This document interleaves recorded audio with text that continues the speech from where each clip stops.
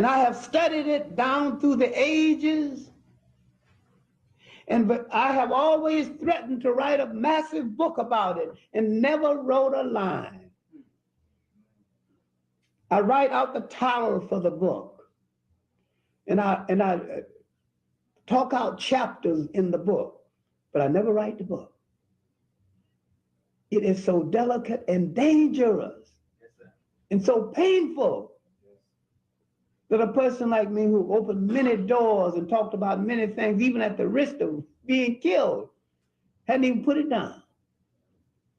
The book is called The Role of the Bastard as a Factor in History.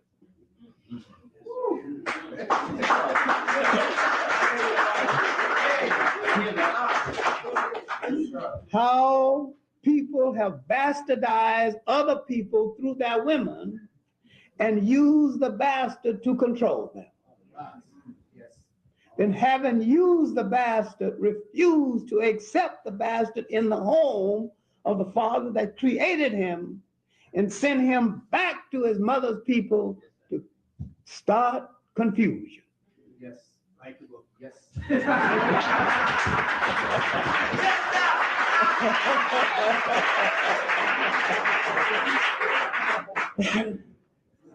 When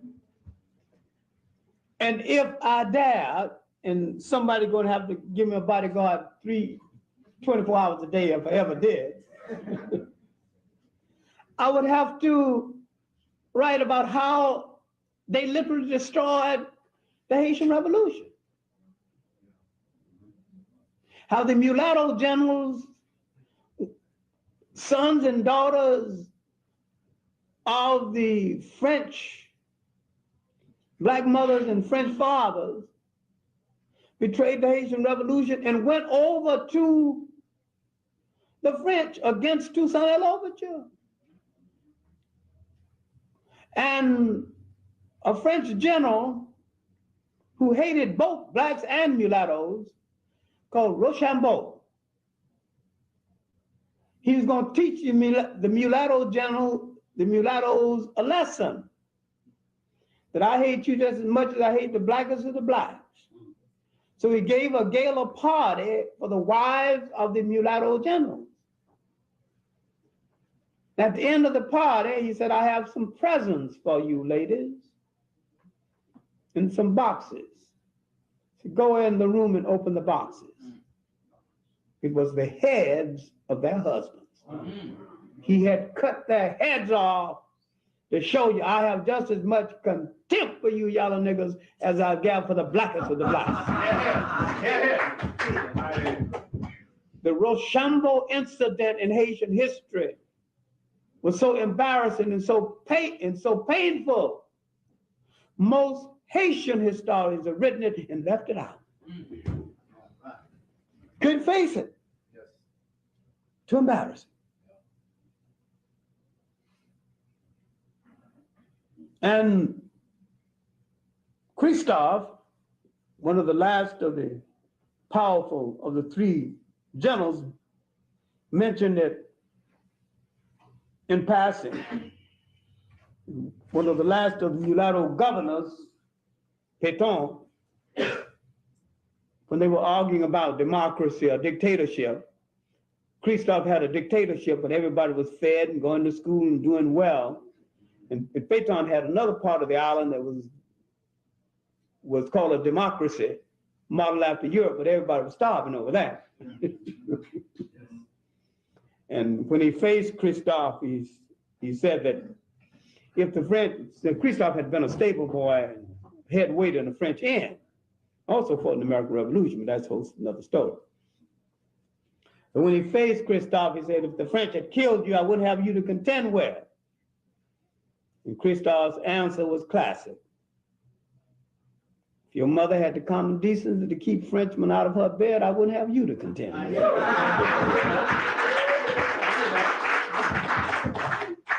Now, after the death of Christophe, supposedly engineered by the mulattoes,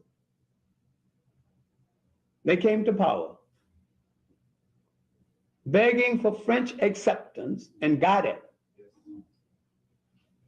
He adopted a French constitution that crippled Haiti and killed the revolutionary spirit of Haiti to this very day.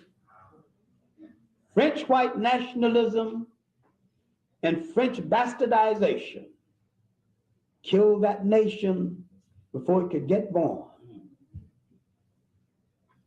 I don't have enough handkerchiefs to write the book. Maybe let me go along with my lecture notes. I'm too old and I've had one stroke already. I can't afford another.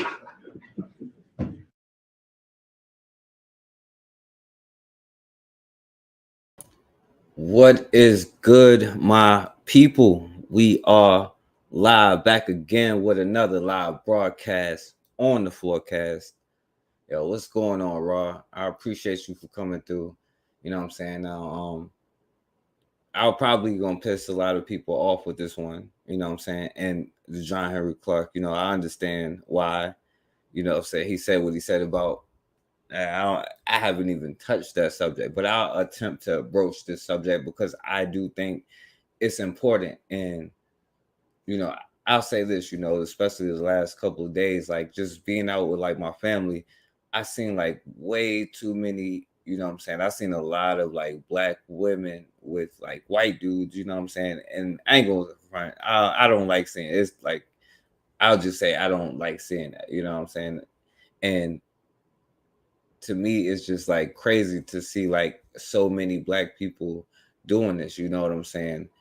And then also with young brothers out here with, everybody, which is just crazy. And for me, like it's different with the brothers, I'll admit it, because I would say with brothers, it's like disappointing. Like, what are you doing? Like, this is why we are what we are, It's like, I get it now, And so, and I will even be nice in this, because I called it the one drop rule as a factor in history, as opposed to, what John Henry Clark called it, And to me, I think all of that stuff is like born out of trauma, out of like negative stuff, trying to escape who you are. And then in other terms, it's just an excuse, for us to think that we going, do whatever our way out of it. You know what I'm saying? Like, and I don't know, man. It's just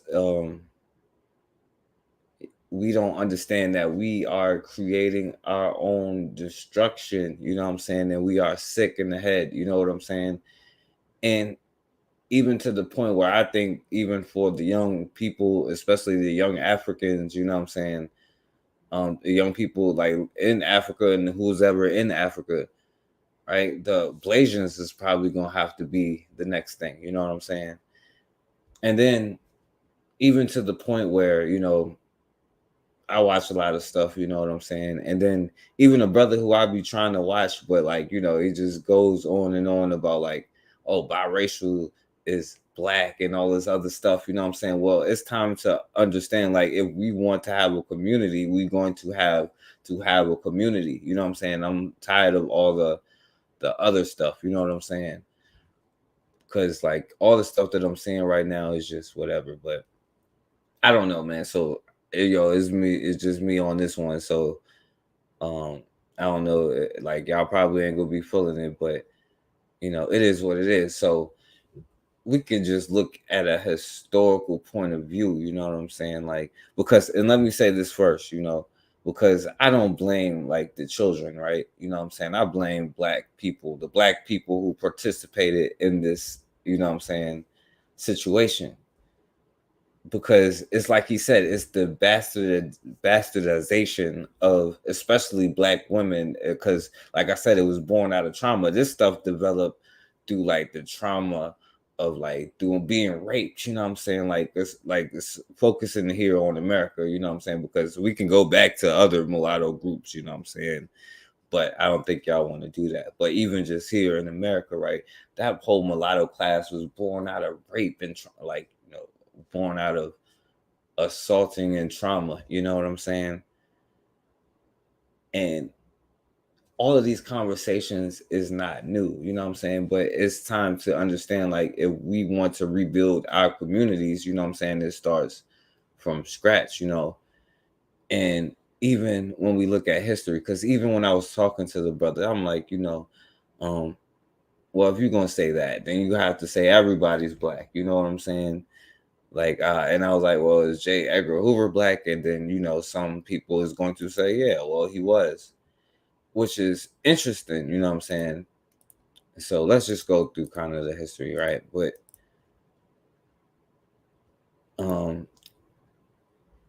so they said he was biracial and white passing, right? But see, we even take, like, that's how much that we don't like ourselves, right? You can have 7, right? Because one of his great grandparents was black. So he had 2 white parents, right? He had 3 white grandparents and 1 biracial. He had 7 white grandparents and 1 black one. But he's black, you know what I'm saying?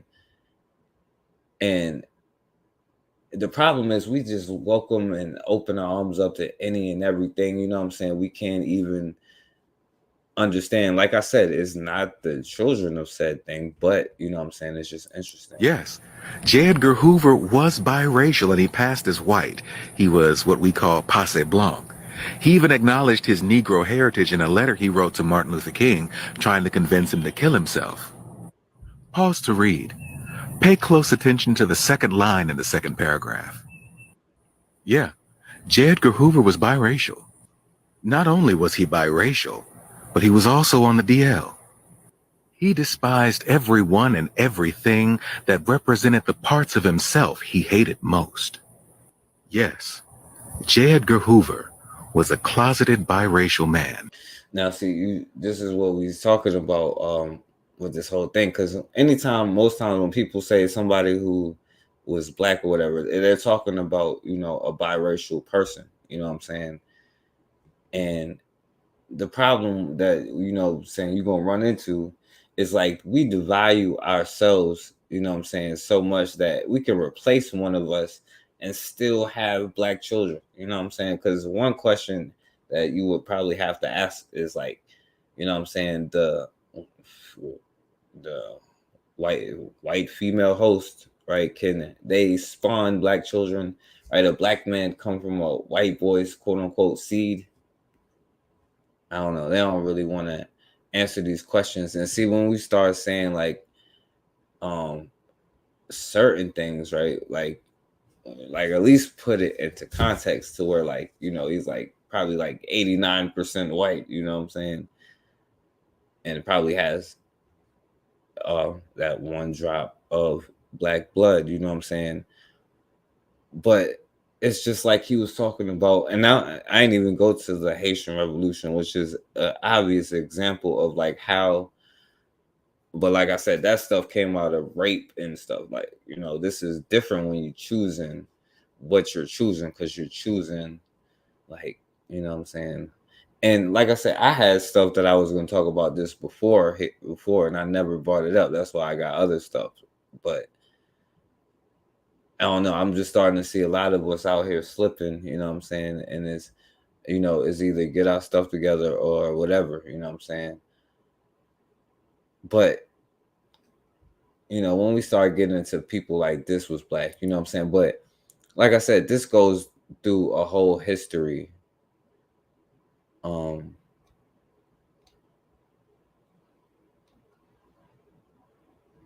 Let me see. Damn. All right, because it's not new when we having this conversation, you know what I'm saying? And that's the thing that we got to realize, you know, it's not a new conversation. Like, this thing has been going on since, you know what I'm saying, for who knows how long, you know what I mean?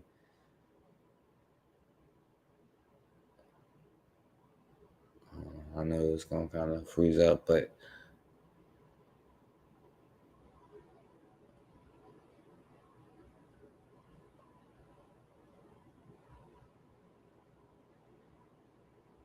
all right. right, hold on, let me stop it real quick.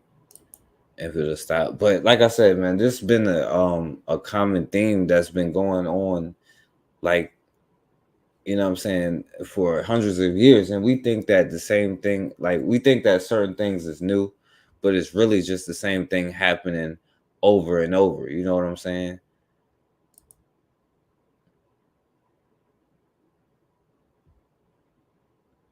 Hopefully it'll play.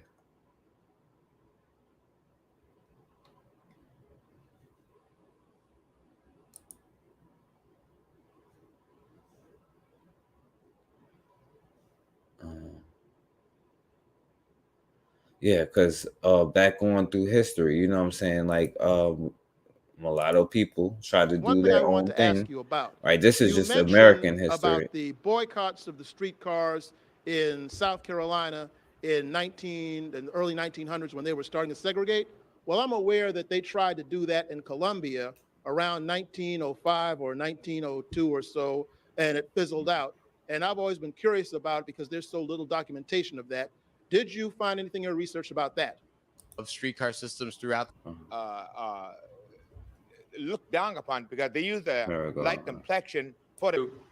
You mentioned the Brown Fellowship Society. Now we talked about this, you know what I'm saying, and the history thing, you know what I'm saying. We're gonna get back on it. The Brown Fellowship Society, where, you know what I'm saying. And listen, like, that's why John Henry Clark was like, because it is a delicate subject, you know what I'm saying, because they are part Black, but they're also part something else, you know what I'm saying, because we just give away our DNA, you know what I mean, like, but and reading about it, they weren't always looked down upon because they used a light complexion for the advancement of themselves and others. So they were, you know, we were quickly to teach that the light-skinned Blacks actually looked down on the dark-skinned Blacks, when in actuality they were using their light complexion to gain some sort of advancement where we can look back and gain. Yeah, when you like to think so, buddy. To also help them advance themselves. Also, and, I guess I can wait until we get to our table before I express what was done here. Okay, because I thought it was very. Gail mentioned about a female member of her family that was ashamed of the fact that she was very light, and you know, and I mentioned to them that Miss Sumter, Thelma Sumter, I remember next door, she's 99, I think. I went to her house one day and Miss Sumter had on the now, because this is some of the problem too, right? Because like, although colorism is the same thing, you know what I'm saying, is like tied to this whole conversation. And even throughout history, you know, sometimes brothers would put the light-skinned women up there, the biracial women up there as representation, or Black people in general would do that, you know what I'm saying, would put the non-Black person as representation. But like, we don't understand, because like when they be like, oh, Black people were slave owners too, a lot of times they was talking about mulatto people or mixed people, you know what I'm saying? So like, they would, like, especially because it's usually out of South Carolina, but the biggest ones was mulattoes, or, you know what I'm saying, you know, mixed race or whatever you want to call them, right? Who was the son of the slave owner, right? Who helped them and developed and taught him how to be able to do that. You know what I'm saying? And even in a lot of the cases that you hear, like with Elizabeth Key Granstead, and like who sued for freedom, she was a mixed race, a mulatto, who was the daughter of a slave owner, right? And then she had to be Christianized, you know. And Crispus Attucks, you know what I'm saying, was a mulatto, and he was kind of like, yo, I ain't Black and all that stuff. And even that law where I know people, I've heard like they talk about the Native American and stuff like that, where they argue with each other in the 1920s, that law. But it was really like that happened in Virginia, and it was like the Pamunkey, if you ever been to Pamunkey County, it's crazy, but them Indians was like saying, oh, we ain't Black, you know what I'm saying, blah blah blah, you know what I'm saying. Black people was like, yo, forget y'all, you know, back then, you know. Yo, what's going on, Considra? So, I'm just giving a history because, like I said, like I seen like just out with my family, I seen a uptick in just for me, I seen a lot of like black women out there with like white dudes, you know what I'm saying? And I seen a lot of young brothers out there with white girls, and it's just like crazy seeing this, you know what I'm saying? And also the conversations that I'm having, like we don't understand like how important it is for a black mother and a black father to create a black family. And that's why you'll see a lot of brothers like talking about, "Oh, my black family," and the guy got a damn white wife, you know what I'm saying? And oftentimes, you know what I'm saying, we know that kind of stuff comes from trauma, or especially today where you choose it, you try, it's coming from like this self-hatred, you know what I'm saying? Which, like I said, I'm not blaming the children for this. I'm blaming the black parent for doing this. But I also think it creates an issue. And then we have so many black people that'll be like, welcome everybody in, you know what I'm saying? Talking about people of color and all of this other nonsense, you know what I'm saying? And we so welcoming with everybody, but we got to be careful what we do with our DNA. You know what I'm saying? But this right here is about the Brown Ship Fellow Society, right? Where the brother is talking about, this light skin thing, you know what I'm saying? And the same issues that was going on during Reconstruction, right? That we having today when it comes to this whole issue. And even then, you know what I'm saying, the mixed race mulatto groups, you know what I'm saying, they tried to separate themselves and create their own institutions. And the brother was like, yo, even though they tried to do it, they helped us, but the dude is going to tell you, y'all can hear it from a white boy. Piece, so. A picture of her family, and I teased them, and I saw in the picture, like one dark-skinned fella, I said, "But something, you got black folks in your family." But and after the audible truth, something to look at me and said, "Boy, let me tell you one thing. We were in love." So it was not always to be ashamed that we have to be ashamed, but we were in love. We're in love. And so if nothing else comes out, love will solve it. I can answer that. Yeah, can I speak to that? I think you raised some very interesting points about the Brown Fellowship Society and Brown identity in general.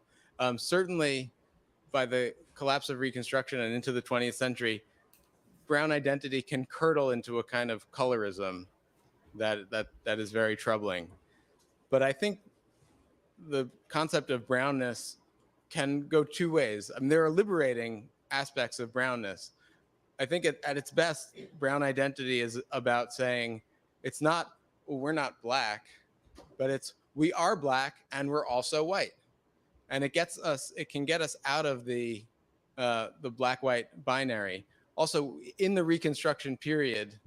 Right, so they was fighting because they was like, we are half black, but we are also white. And that's the thing, right? That's why I don't blame the children, right? Because you want acceptance from both of your parents. And like, would you trust somebody who would like be like, "Oh, I killed my mom," like that? What do you think they'll do to me? You know what I'm saying?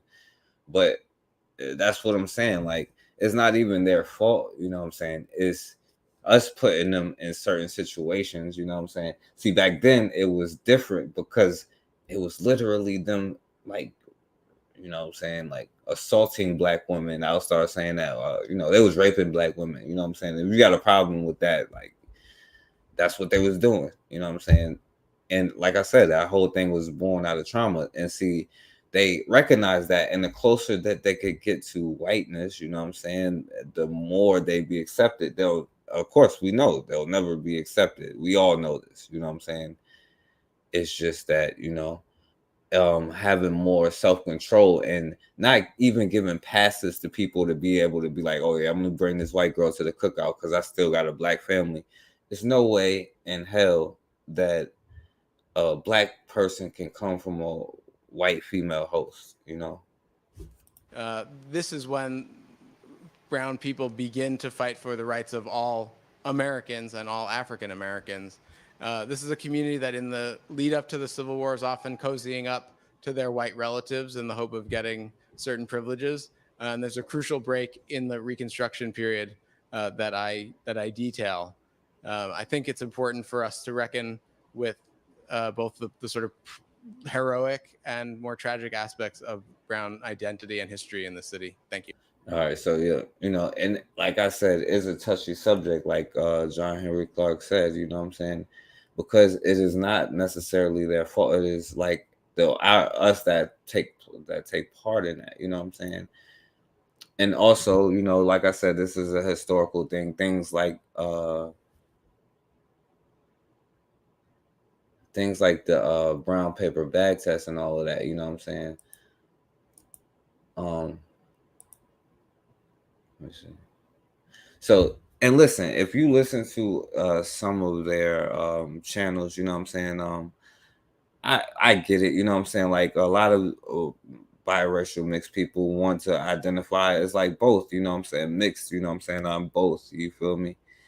And so like, but they make a lot of like crazy stuff. Oh, some of them do, And essays written on the brown paper bag test, and I hear people talk about it.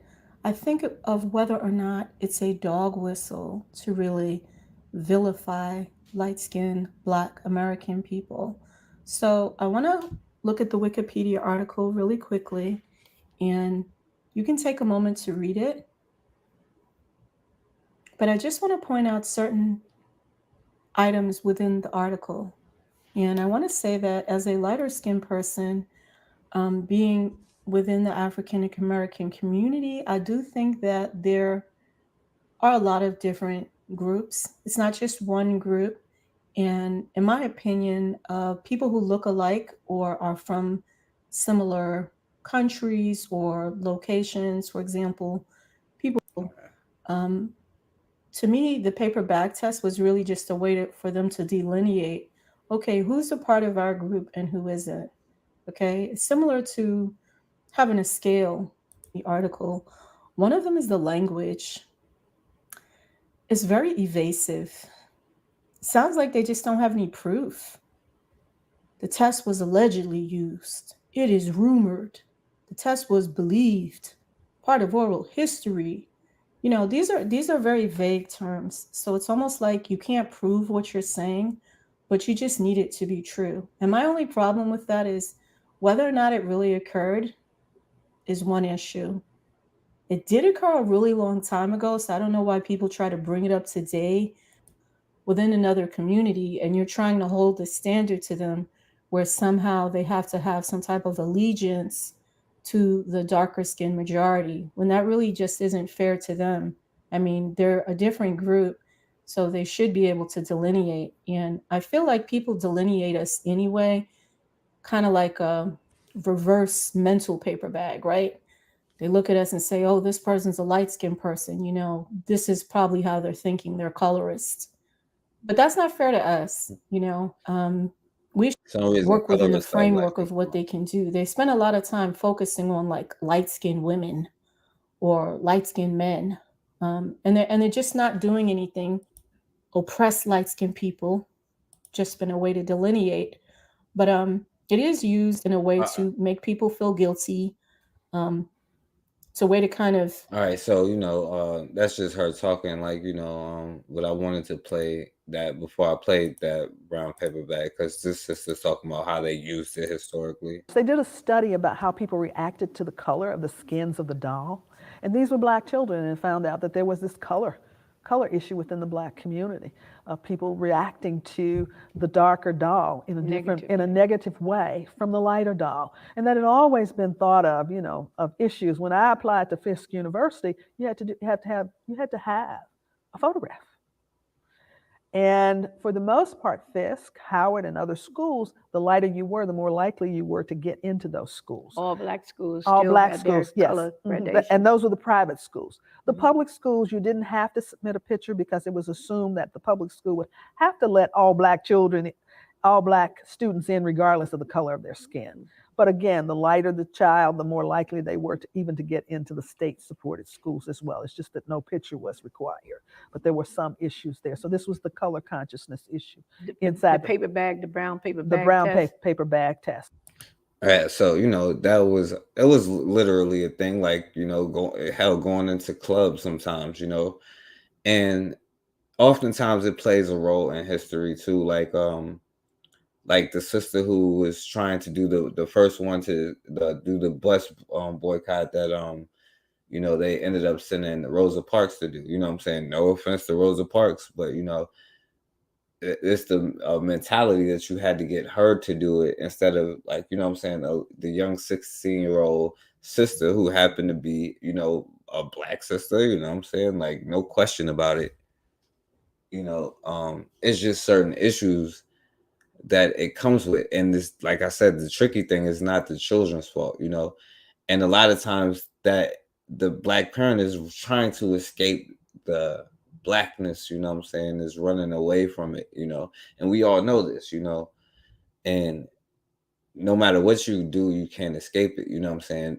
But like, by the time you have grandchildren, they're like white kids, you know what I'm saying. You can look at the football players, you know.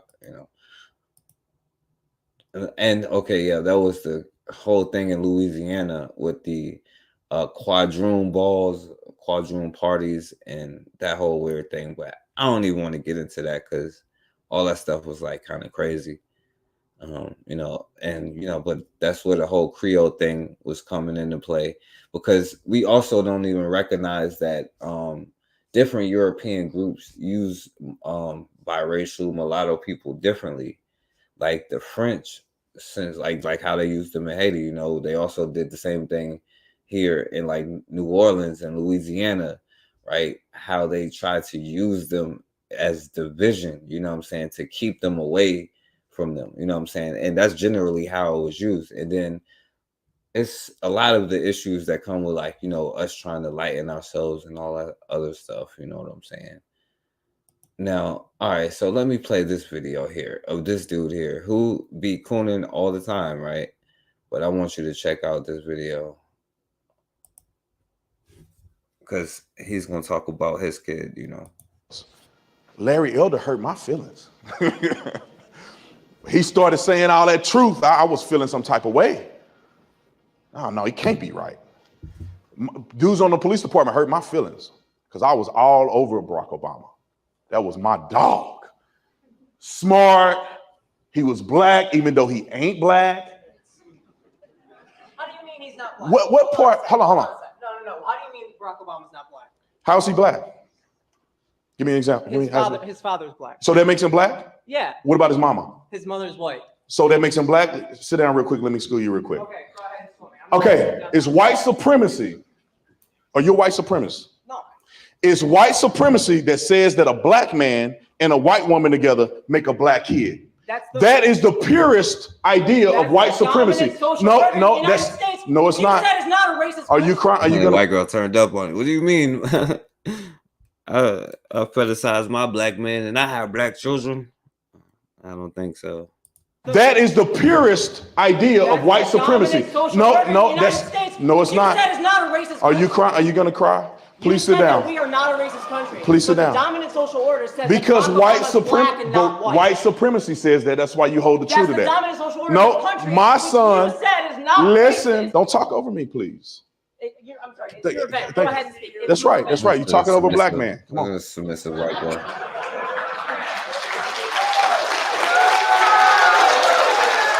With all due respect, okay.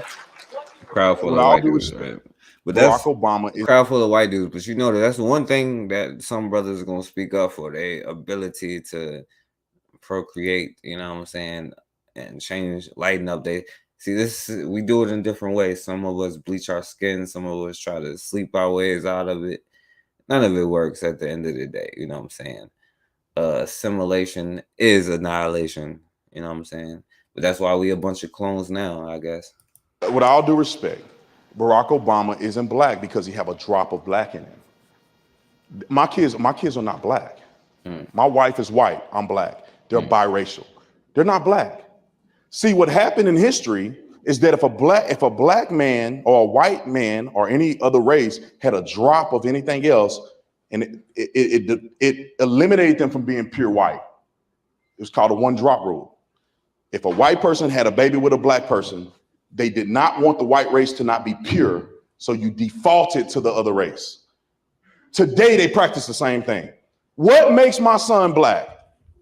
He is 50-50. And listen, let me say, it's not about pure or anything, you know what I'm saying, for me, you know. The point is though, you know what I'm saying, how you gonna build a black community when you like white bitches can infiltrate anything, I'm telling you, but it's the truth, you know what I'm saying? You cannot come from their female host, you know what I'm saying? Like it takes black men and black women together to create black communities, which is basically the groundwork. Because if we don't even have like the strong families and we sitting here arguing all the time and all this other stuff, or we could just pick any random person, well, I got a black family, that's like nonsense, you know what I'm saying? So we understand the situation that we in. Like, yeah, we are the only group that accepts somebody, you know what I'm saying? And look we are also the group on the bottom, you understand? And like I said, it's not the children's fault, and we understand that, you know what I'm saying? Like, but the point is, right, it's the parents' fault, you know what I'm saying? So anyway, He's half white, half black. There's no way that you call him black unless you want the white race to be pure. And I think that's what that is. 50-50 genes. That boy is 50-50. He don't have to walk around and say he's black. He don't have to walk around and say white. He's biracial. And it bothers me when people still hold that racist ideology. If a white person have a baby with a Hispanic person, that person is Hispanic. Why is that? Because, by the way, I had a Mexican dude that came on like, oh, I got a baby with a black woman. Think he could just come in here and, oh yeah, I'm like with y'all. Like, no, bro. Like, you ain't speaking on our issues. Like, that's, to me, that would be disrespectful. You talk disrespectfully about a black person. You know what I'm saying? But I asked him, like, why isn't your baby Mexican? Well, because Mexicans won't accept them. You know what I'm saying? They ain't created, you know what I'm saying? But they got the La Raza thing going on, you know what I'm saying? So that baby is black, is a Negro, you know? And so they probably ain't even gonna count them on their population. But because the white race needs to be pure. It cannot have any fault. It cannot have any mixing. And it's not even about pureness or not, you know what I'm saying? Like I said, the point is, you know, it's protecting like your DNA, you know what I'm saying? Or like, and it's the confusion that it causes, you know what I'm saying? And like I said, I think the Blasian issue is going to be a problem for young Africans with China trying to come in the next 15 to 20 years, you know what I'm saying? I think that's going to play a role, in my personal opinion, you know what I'm saying? But I don't know. It's just that we think that we can sleep and love our way. Like Cassandra said, we don't know what love is, you know?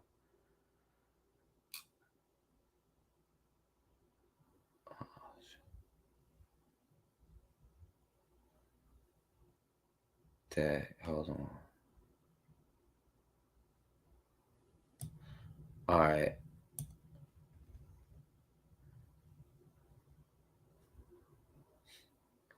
So I want to play this, right?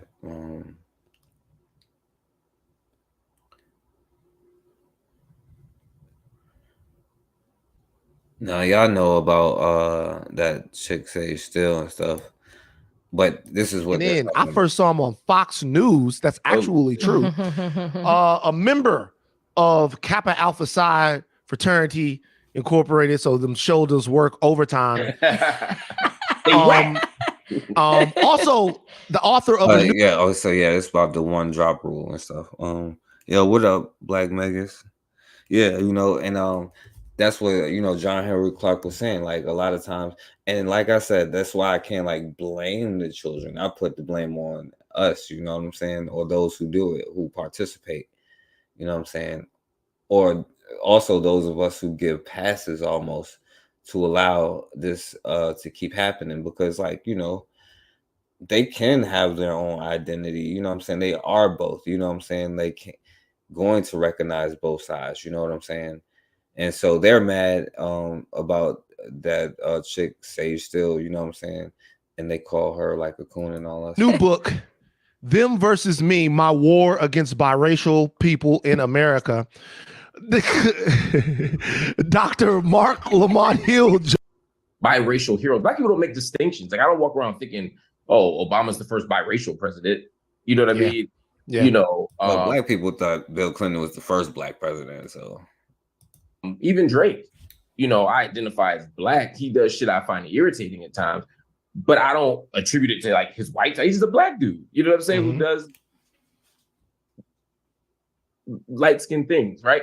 But not biracial things. You know what I'm saying? Right. Like I don't make a distinction. Black people don't make a distinction. We got so many people in our family who've been complicated, whose biological ancestry is He's trying to say your cousin got a white girl and slept with some damn white girl. Your cousin was cooning. That ain't no that damn complicated. You know, well, yeah, that's the thing. You know, like other groups have no compassion. They like the Europeans enslaved their own children. You know what I'm saying? Like some of them even tried to run away. You know what I'm saying? And they used their light skin privilege sometimes to help the black men that they was with get away. You know what I'm saying? But you know, Europeans enslaved their own children because they used them as tools to, because they know like black people is true. Like we love people, we love like, yo, these is our children. You know what I'm saying? Like I could have went back further in history, like because like other mulatto groups, you know what I'm saying, and how that's worked out for us. But even here, you know what I'm saying, in these situations, you know, other groups are able to use those children because they don't care, they have no feeling. But if you do care, you know what I'm saying, you wouldn't even want to create like a lot of this stuff that's going on because, you know, I don't know. Complicated. Race is about how the world reads you and how you navigate the world. And blackness is the thing. You're not biracial to the cops, you're black to the cops. You know, and so for her to, and by the way, when people say that, oh yeah, well they go everybody, that's like saying, white people oppress Chinese, so you know they black too, or they oppress Mexicans, so they black too. You know what I'm saying?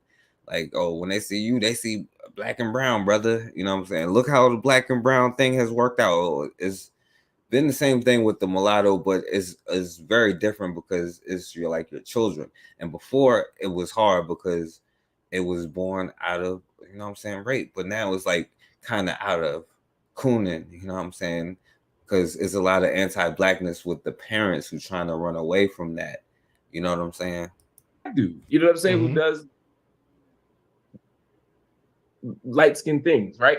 But not biracial things. You know what I'm saying? Right. Like I don't make a distinction. He said back in March, yo, they like what they made it in like 1450 something, the first one. So 700 years, a little bit too late. Black people don't make a distinction. We got so many people in our family who've been complicated, whose biological ancestry is complicated. Race is about how the world reads you and how you navigate the world. And blackness is the thing. You're not biracial to the cops, you're black to the cops. You know, and so for her to reduce that and go out in front of white people. Oh, okay. So yo, this is Sage Steele here. This is what he's talking about. This is her interview. This is what he's mad about.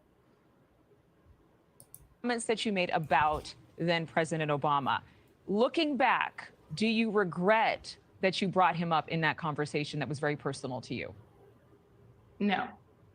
And again, the reason I brought it up, and you just said it, context is essential as journalists. And when you look at the entire clip, it was just me repeating what had happened in 2014 and how this has been a topic, frankly, my whole life, where as a biracial, well, how do you identify? Are you this? Are you that? And I'll say it again. I am proud to be both. The joke that I said it on Megyn Kelly yesterday. I've been saying it for years. Like, at the end of the day, I'm pretty sure my white mom was there when I was born. So for everyone saying that I need to identify as Black and be part of the movement, well, first of all, who am I to tell anyone how to identify? And that goes both ways. If I'm walking in the airport and someone's, oh yeah, identify me as Black, that's 100% fine.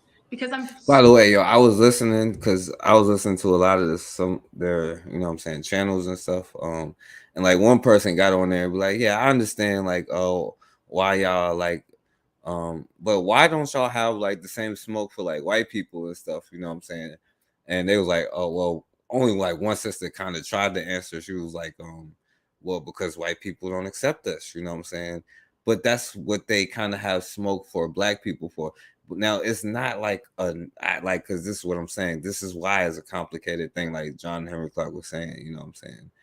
it's because like we do certain things to our own detriment. You know what I'm saying? And yeah, they should be able to have their own class because they have a white side of their family. You know what I'm saying? I'm not going over there with them to their white cousin's house. You know what I'm saying? Billy Bob and them. You know what I'm saying? Because I understand like all of my people is like black. You know what I'm saying? My parents chose to have children with other black people. You know what I'm saying? And like all of my ancestors that I have found so far. And I'm pretty sure it's like trauma in my history too. You know what I'm saying? But I'm just saying like so far, everybody has been, you know what I'm saying, black. There may have been like one like white, like I don't even know though, because like it's just suspect, but I can't find no records.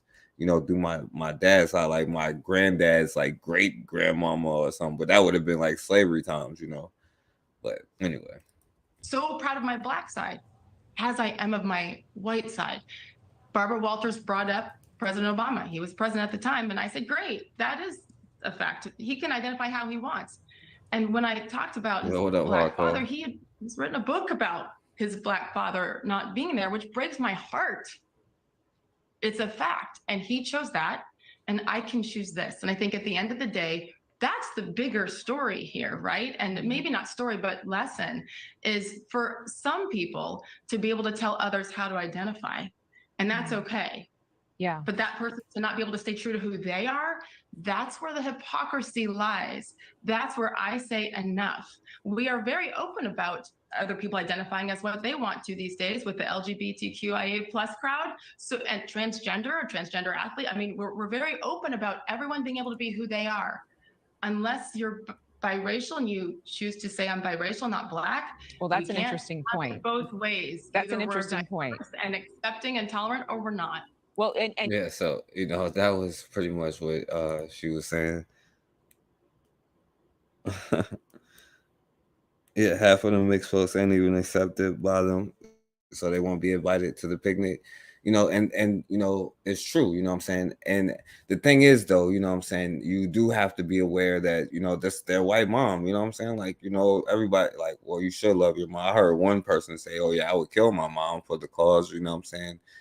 But I don't know. You know, I wouldn't suggest that. And I wouldn't trust somebody who would do that to their own mother, you know what I'm saying? And it's difficult, the situation that you put them in, because they be like, oh, I got to choose like which side I'm on. Like, if it ever goes down, am I going to go to like Africa or Europe, or, you know what I'm saying? What am I going to do? You know what I'm saying? What side I'm going to choose?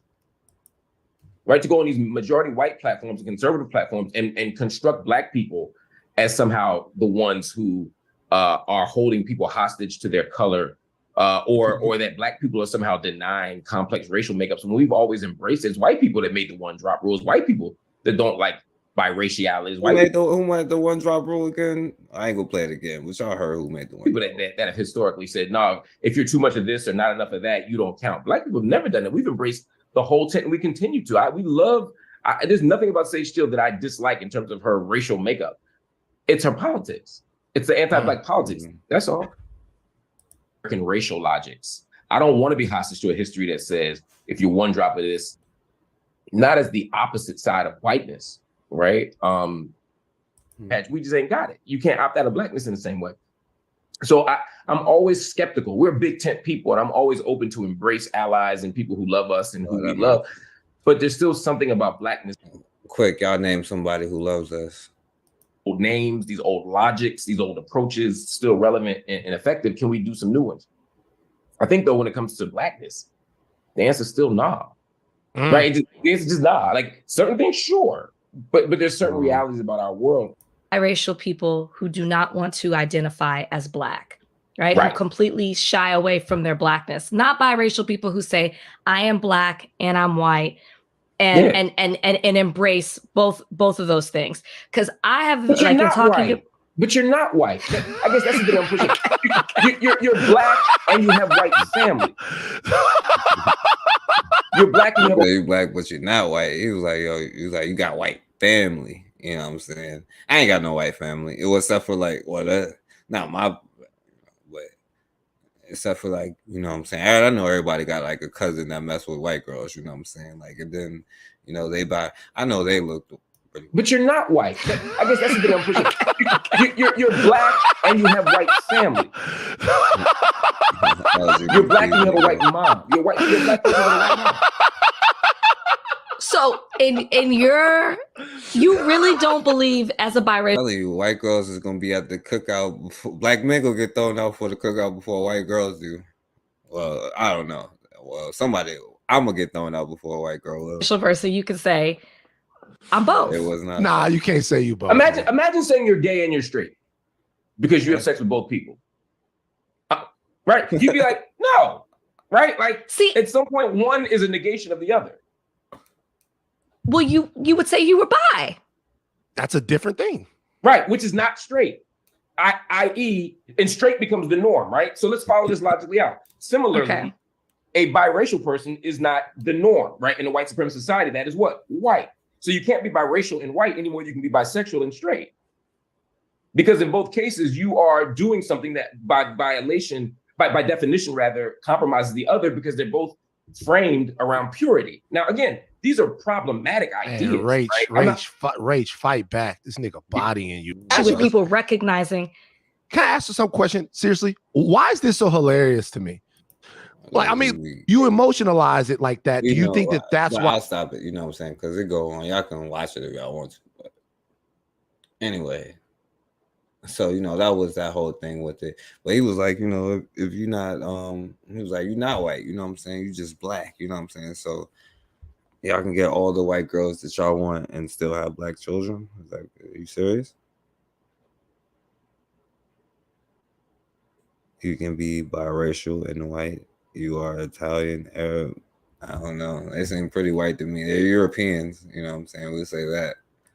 They seem pretty white to me, though.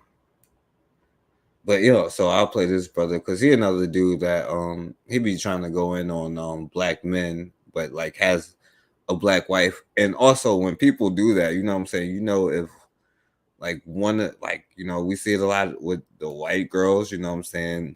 White dudes and others, you know what I'm saying? Because he's supposed to be like half Arab, you know what I'm saying? And yeah, there is a strong anti-blackness. And we know that the parents, like I said, it's the parents, but like they kind of grow into like Sage Steele and, you know what I'm saying? A lot of brothers like this, I talked about biracial women in that particular space. Not all biracial women, but biracial women in that space called the Golden Sphere. That place is like a biracial white supremacist cult. They are very, very anti-black, and the biracial women are extremely anti-black women.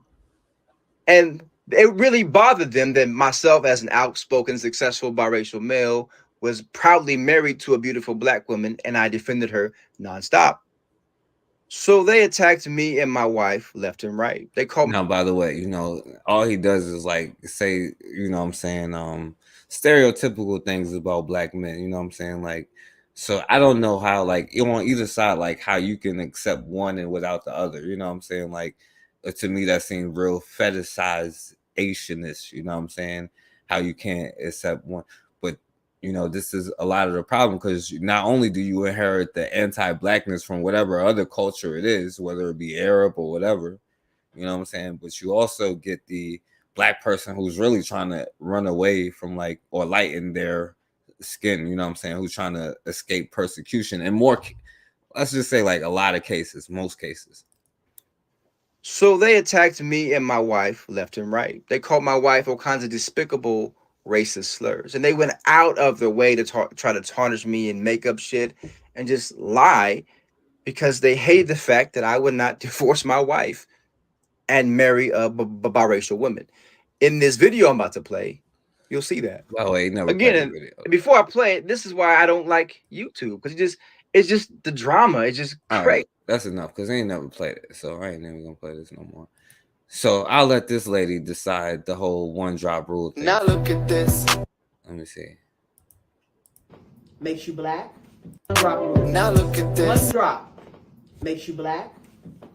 It only takes one drop, they say, to make a black person out of anything in the world. So that rule must apply to everything. So we're going to do the one drop rule, and we're going to see if it makes any sense. Here's bleach, proving to you that it's real bleach. Clark's, good stuff. So we're going to put Clorox in all the vessels. That's some Clorox. Now remember, it only takes one drop to make the other 99% be it. All right. Close up the lid. Move it to the side. Takes one drop of water.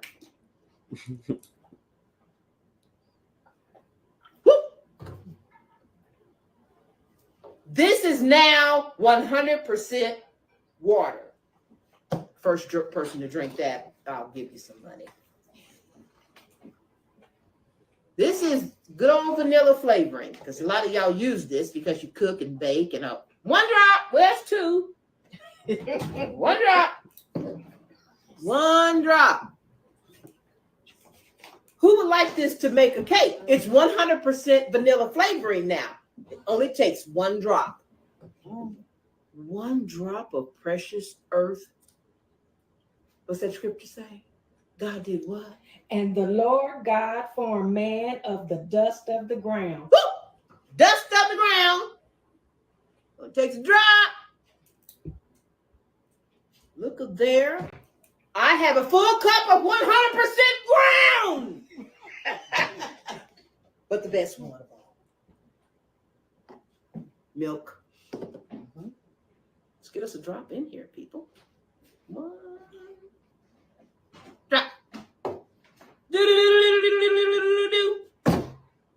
Pour this on your children's cereal in the morning. You ever running low on cereal? On milk? Keep a drop in the refrigerator.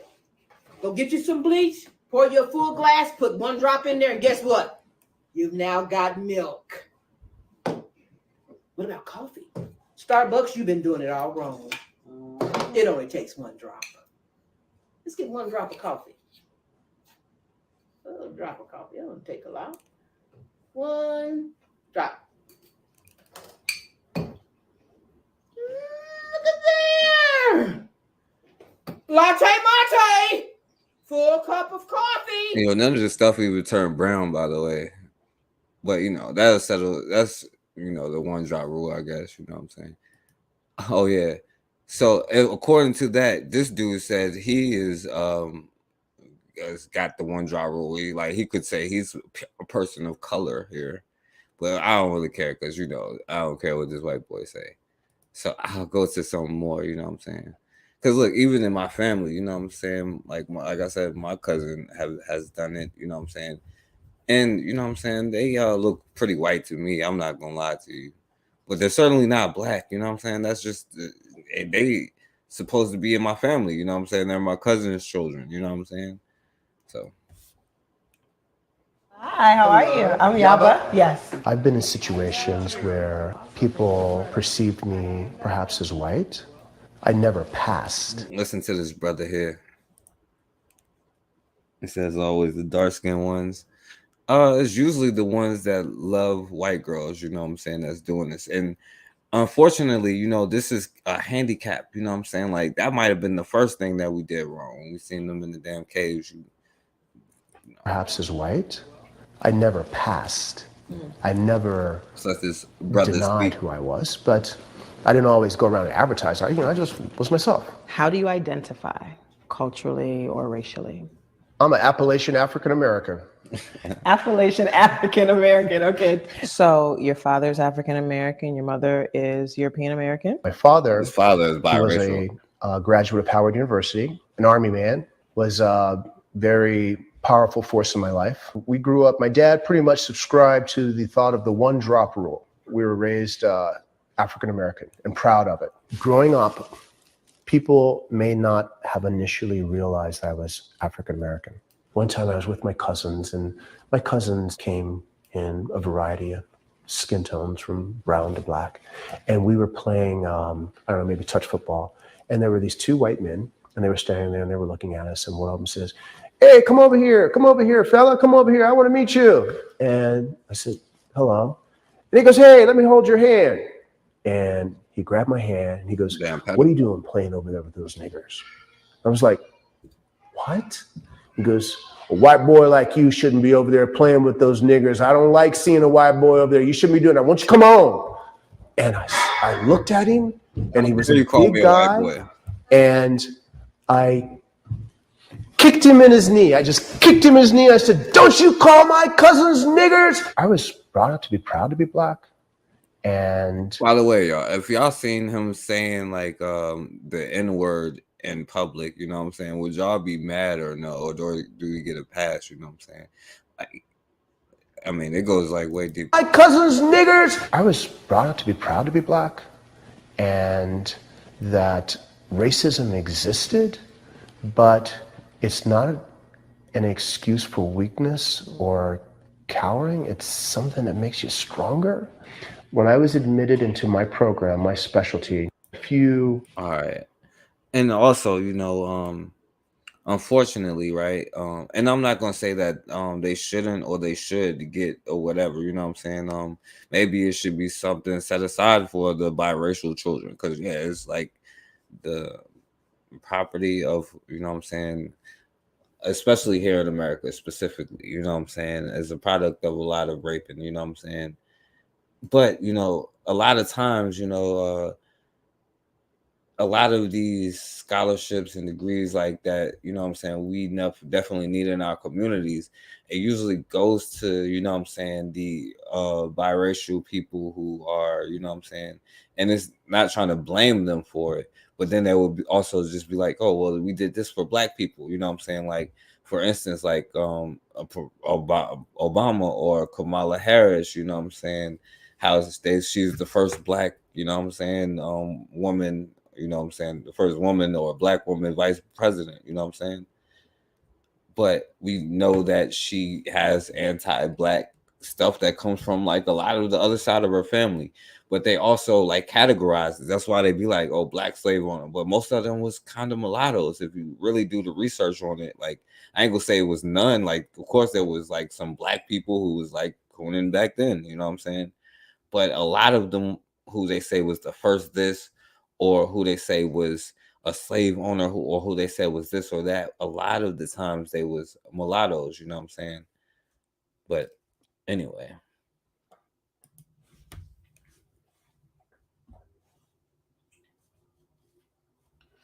Yeah, this is how a lot of them get the rep, because the interesting thing is, like, you know, in America, under their law, they enslaved their own children, you know what I'm saying? So like, it's still going back to partly a white lineage, you know what I'm saying? And that's the thing that make it crazy.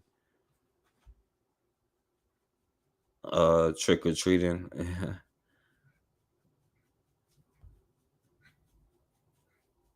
Two spirits, one negative, one positive inside one body.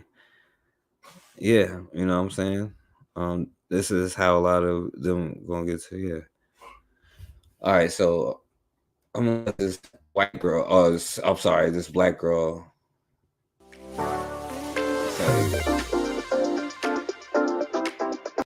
Well, she is sister, so, you know. A long time since I made any type of mixed people related video. Not for any reason, just kind of ran out of ideas. But I get this question all the time, so I figured I would address it in a video. All the time people ask me if people say like racist slurs or say racist things in general about black people in front of me because they think or assume that I am white. And for the record, I'm Black, white, and Native American. And so the answer is yes, all the time. All the time. I can't even tell you how many times that has happened to me where I'll be in a group of people that are not Black or not of color. And we'll say, by the way, I could have showed this, right? Because a lot of those like racist streams and stuff like that, it's like usually a mulatto person in there who's like trying to like fit in.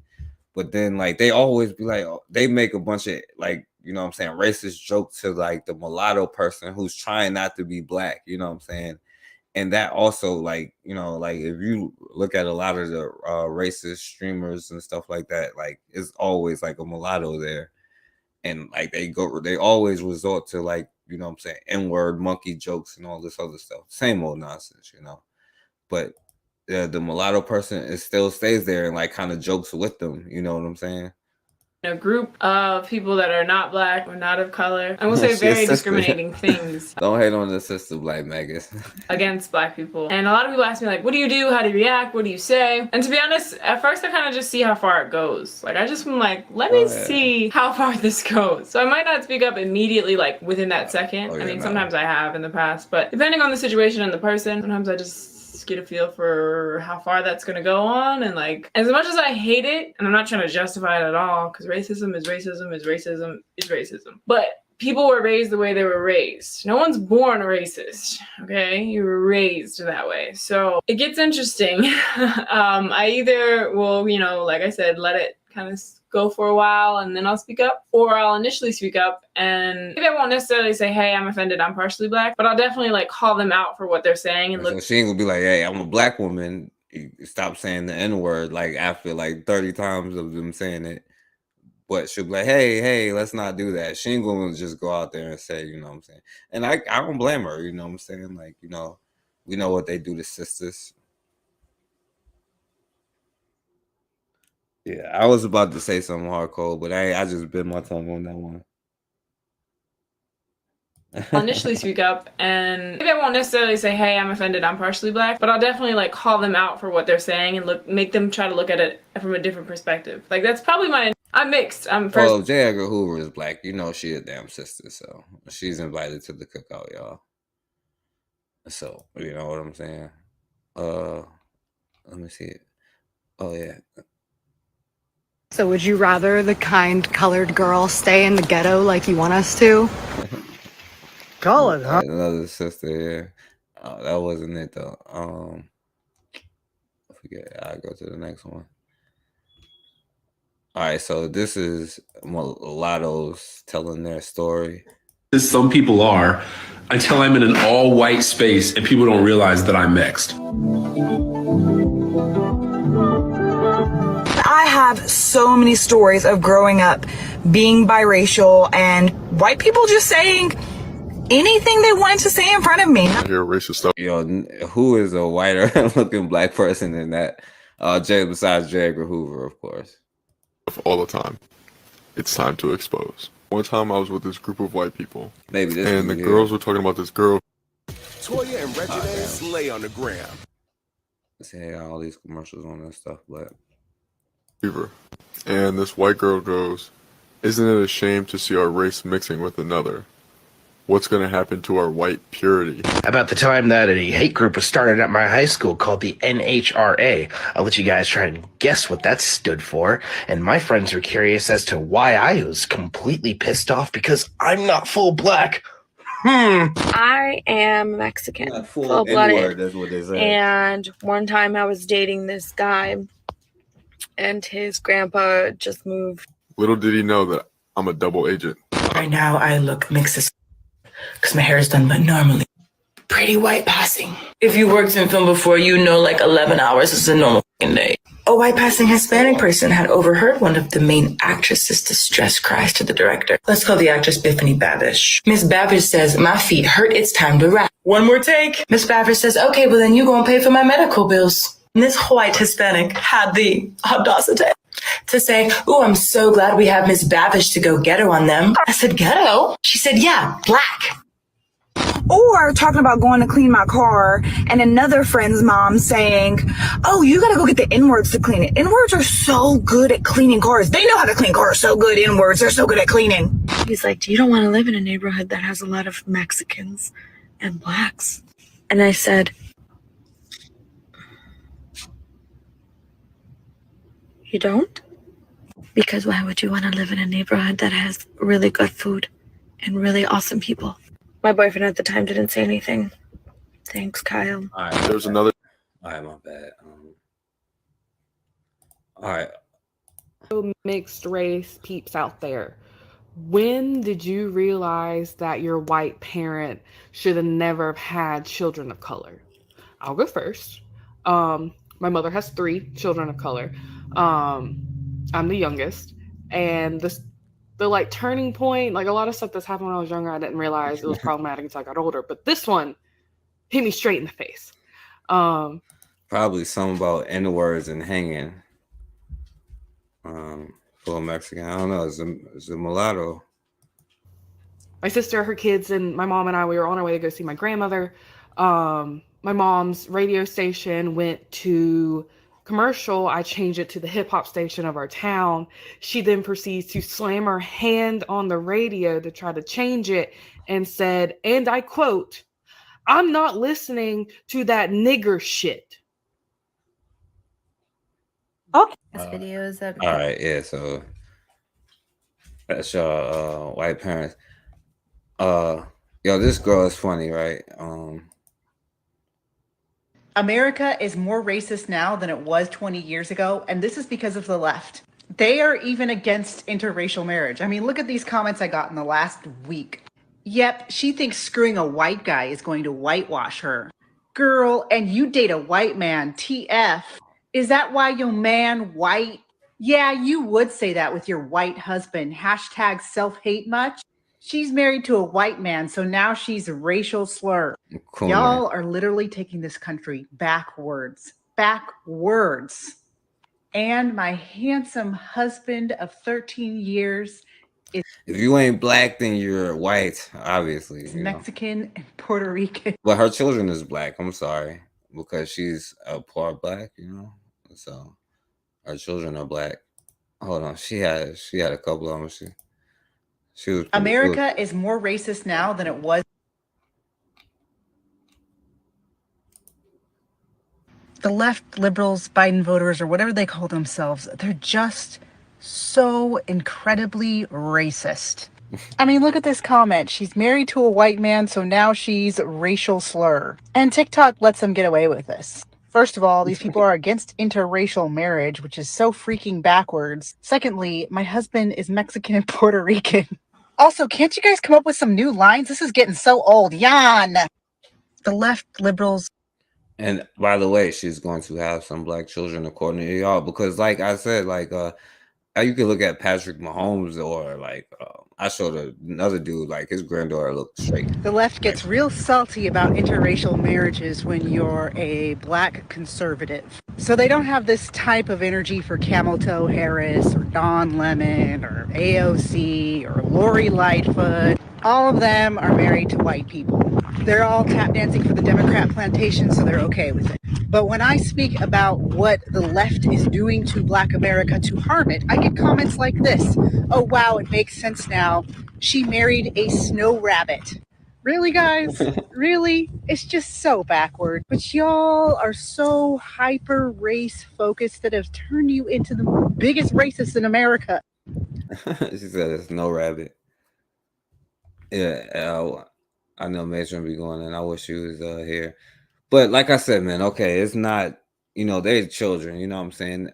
I ultimately blame, you know what I'm saying, the black people who are responsible. They can make their own groups, and like, because they are, like, they have two different things inside of them. Like Raw was like one positive, one negative, like two different charges in them, and they're split, and it creates a, like, they can say, but they all, if you listen to their stories, they all be like, yo, well, I've overcome my identity crisis, but it does create a conflict in the identity crisis within them, you know what I'm saying? And it's irresponsible, right? Because you completely control it, you know what I'm saying? Yeah, they could be their own groups, you know what I'm saying? But we've seen how other groups, and like once you realize, you know, listen, I'm only dealing with other black people, you know what I'm saying? All the Homo sapiens, you know what I'm saying? Then, you know, it is what it is, you know what I'm saying? So I have to blame, you know, the parents. You know, matter of fact, this brother, he looked like First Rifleman. I thought First Rifleman was on the last one. It was Black Megas, but I'm gonna let First Rifleman speak here. This brother looked like him. What's up, everybody? So check this out right here, this comment. This guy put this comment under my video or picture that I shared about stopping and reporting mixed race discrimination, right? And so the comment that this guy puts here is, it's an insult to our ancestors. They passed away to preserve the black race, and interracial relationships throw it away all. Shame. Very sad. I mean, this comment here is basically black supremacy. Yeah. And this is another thing when people say talking white, right? Because they try to be like, oh, because I sound smart. No, it don't. It ain't got nothing to do with sounding smart or none of that. You know what I'm saying? It's like talking with a lack of, you know what I'm saying? We could tell, like you're talking with some stuck up your butt or something. You know what I'm saying? Like, yes, sir. You know, like if you like listen to like Richard Pryor, like when he imitate like a white voice and stuff, he ain't saying nothing like a big word or nothing. Like they try to be like, oh, because I'm using big words because I sound smart. No, you know what I'm saying? You actually sound dumb, you know what I'm saying? But a lot of people try to use that. But he do sound like First Rifleman right here. This is a racist comment, a black supremacist comment. The interesting thing about this comment and the irony and double standard, if you take those exact same words and if it was a white person who said this same thing, but switched the words instead of black, put white, this same guy would cry racism all day, every day, right? That's the hypocrisy of these kind of racist. It sounds just like First Rifleman. Comments. What's up, everybody? So check this out right here. This comment. This guy put this comment under my video, picture that I shared about stopping and reporting mixed race discrimination, right? And so the comment that this guy puts here is, it's an insult to our ancestors. They passed away to preserve the black race, and interracial relationships throw it away all. Shame. Very sad. I mean, this comment here is basically black supremacy. This is a racist comment, a black supremacist comment. The interesting thing about this comment and the irony and double standard, if you take those exact same words and if it was a white person who said this same thing, but switched the words instead of black, put white, this same guy would cry racism all day, every day, right? That's the hypocrisy of these kind of racist black people when they put these comments. Oh, boy.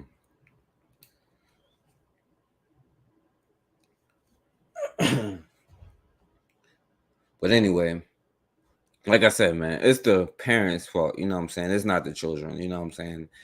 It's the level of self-hatred and trying to escape it. That's why we give so many passes.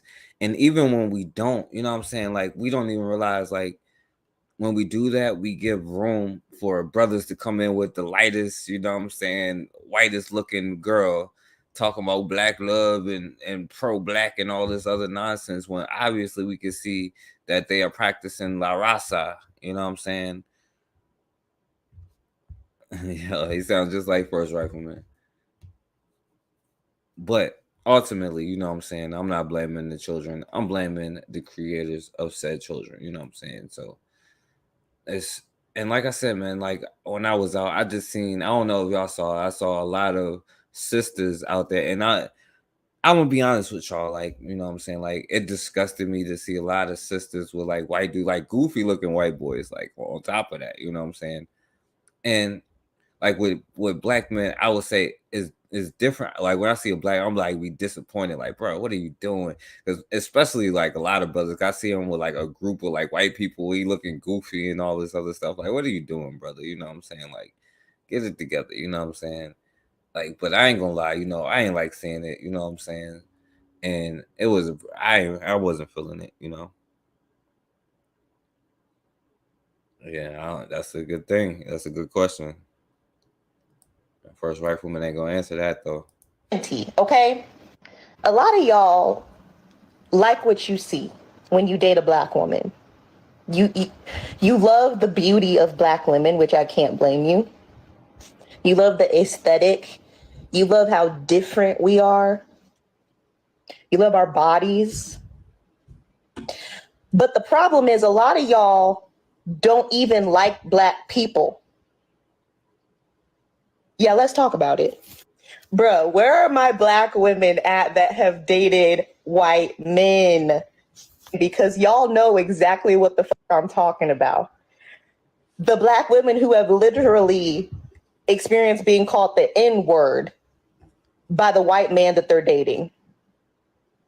Let's talk about white men that have literally had children by black women, but can't stand black people. Why do y'all do that? It honestly. So we've seen like is some form of self-hatred like with black people, but even when we sleep with them, obviously they know how to separate their emotions from hating with you. When I guess we didn't learn that when they was like raping us, changing our DNA and all that other stuff, you know what I'm saying? But now it's not like, you know, now it's like more choice, you know what I'm saying? And we making the choice to do what like what's forced on us, you know what I'm saying? By black women, but can't stand black people. Why do y'all do that? It honestly, I'm discombobulated because make it make sense. Hold up, let me do some math real quick. Yeah, it's not adding up because It adds up perfectly. how you gonna date somebody and then just pretend the whole time like you really mess with them and fuck with them, and whole time you racist as hell, can't stand me. True story. I have a friend who's half white. She says her dad is a stone cold racist. When I say this white man hates it that his daughter identifies as a black woman. Now, keep in mind, a black person can come from the seed of a white man too. You can come through the canal of a white girl, and the seed, a black man come from the seed of a white man. Ain't that something? I thought y'all said black people are the only one that can have every race, you know what I'm saying? But apparently black people are the only one that can't have any other race. But all you apparently need, our DNA and our whatever is just so unimportant that you can replace one of us, right? And still create a black person, you know what I'm saying? Meanwhile, you know what I'm saying, you can't make any other thing, you know what I'm saying? Asians didn't create this concept, but they practice it. Mexicans didn't create, but they practice it. Like, you know what I'm saying? It's just crazy to me, you know. But, you know, it is what it is. Explain that to me, please. I want to know. Get in the comments and explain it to me, because y'all been doing this shit since slavery and even before then. Yeah, because we haven't forgotten. We ain't forgot. So y'all need to stop. If y'all really aren't down for black culture and black people, Now this goes really don't on know and why. Right, this goes on and on like for like 30 minutes, you know what I'm saying, of sisters telling their stories about the not. Y'all asking this question. Ends up with race. White men are anti-black themselves. It means that they ignored all the signs. Because I'm sorry, as a black woman, you know when somebody is racist. You know when they're anti-black. And it has nothing to do with ethnicity, because there are black men who are anti-black. But of course it hits different when your palm-colored partner calls you the N-word bitch. And I'm sorry, he's probably said it before in front of you about somebody else, but you thought you were different. You ignored every microaggression, be it what his grandma said at the fucking family dinner, because she's too old, don't worry about it. Babe, ignore those people who are being like totally shitty towards you. It's probably because you're so beautiful. He distracted you with the gifts and paying the bills, the things that you're not used to, right? Not to mention, Most times they do not pay the bills and all that stuff. They do not. not to mention that so many black women have been bred into struggle love, not believing that he was going to eventually turn that shit on you. All right, so you know, y'all get the point. You know, sisters going on and on. You know, I don't know if that's a sister, but Tying your heart into somebody else's. His mama is black. all right. So anyway, I'll put this up here. So, you know, and it's not just the sisters, you know, I talk about the brothers all the time. So if y'all want to say something about it, let me know. I'll put the link in the chat, you know what I'm saying? If not, then I'll go get off of here. And if you come on here, I ain't gonna be on here long anyway. So if you want to say something about, you know, it's biracials, you know what I'm saying? Do you need two black, at least got like goddamn, at least 3 black grandparents, you know what I'm saying? And that most of mulatto one for real. But anyway. And my man, thank you to my man. And my man. And that's what they use you tall ass niggas for, just to make some motherfucking tall kids. They can play some motherfucking sports. You dumb, ignorant ass fool niggas, boy, I swear. And my man, thank you to my. All right. I had to play this one, you know what I'm saying? Because Sidra probably left, but I had to play this one, though. I dropped the link. Dog ate it and a white woman fed it. Man is not finna eat this watermelon after the dog ate it and a white woman fed it.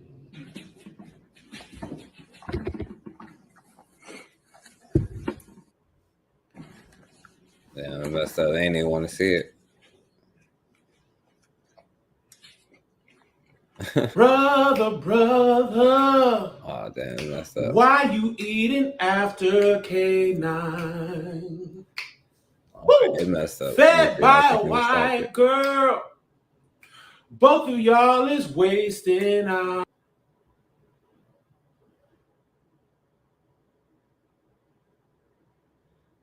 All right, I'm gonna drop the link in a second. Give me a second. Well, whenever this stop, I'll drop the link. But yeah, man, I had to play that one.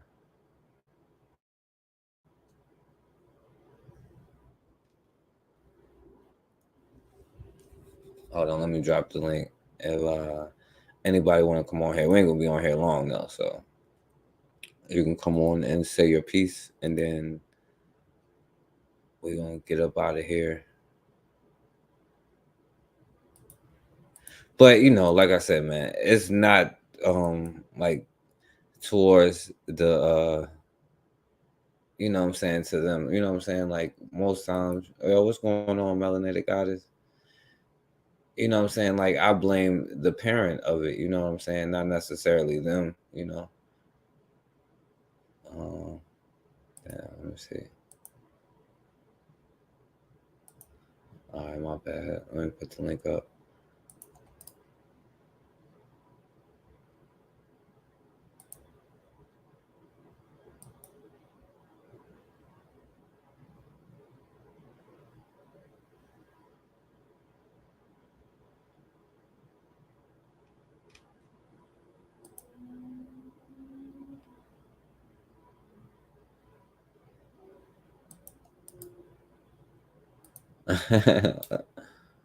You see it, Kiss and yeah, I had to play that one. Okay, yeah. Definitely, my brother.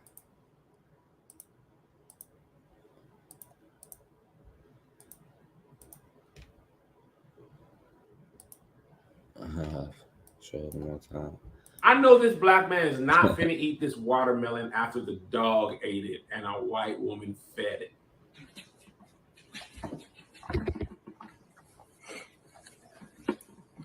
Look at this. He wasn't expecting it.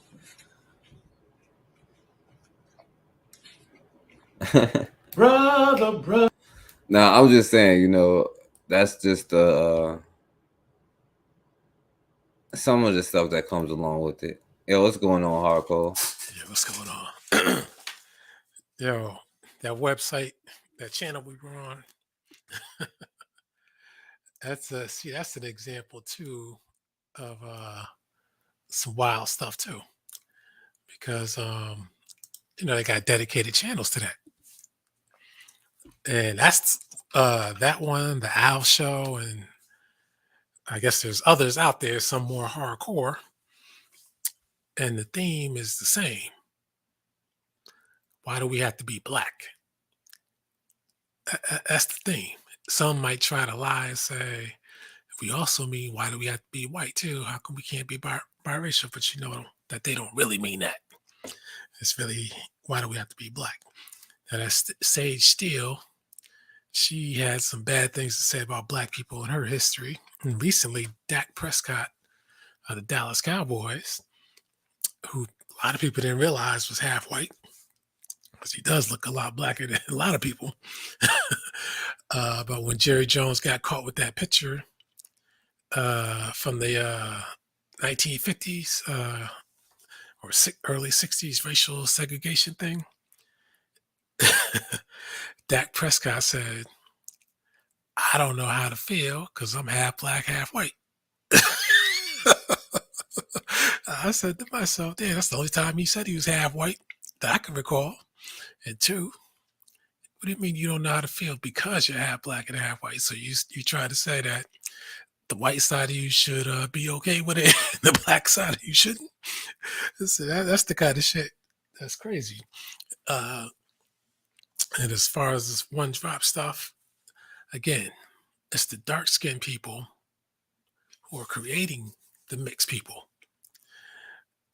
Some people try to say, oh, well, it's back in the slave days. That's how things came to be. We're far removed from those times. So we see, all you got to do is look around every time you go outside your house. You see who's doing what. You see the dark skin, they mix with the white because they want the attributes that they don't have. And they figure it'll make them feel better in society. If they have a half white kid, white people won't treat them as badly. See, now I always theorize that if East Indians weren't so funny acting and would get with us, would dark-skinned black people really want to get with East Indians and have children? Or would they still prefer white? I have a feeling that they would still prefer white. And the only reason I mention East Indians is because of the hair. Because you could tell that that's a problem with black people, the hair, which is another reason why they are eager to mix with whites. And again, it's all over the place with this. You got people who is socially speaking, they know that whites are oppressing blacks. So they figure, hey, let me get mixed. Let me identify this way. And maybe my life would be better off because after all, Italians, I don't know if you watch football, but Jimmy Garoppolo played last night. And that guy didn't go to a tanning salon to get that color. So that mixing is for real. But he could be white because he's Italian. At one point in time, Italians couldn't be white. Arabs, no matter what they look like Wesley Snipes, Manute Bol, literally look like Manute Bol. And you could be white when you come to the country. Come to this country. It's crazy, but it's a social hierarchy. And people who don't want to identify as Black Americans, they know, even though they don't want to say, they always deny that we're being oppressed, but you already know that that's the case because that's why they don't really want to get with us like that. I don't mean like sexually, nothing like that. I just mean it's socially because they know everything could be taken. That's why East Indians go to great lengths to make sure that they don't associate with Black America because they know deep down that if the white man sees it and sees, oh man, they're down with them, okay, we might start taking their stuff from them. They don't want that. If you notice, the white man is bringing everybody in from every country and letting them really do what they want to do, except for us. And I'm like, what is so vitally important about us that they must keep us down at any cost?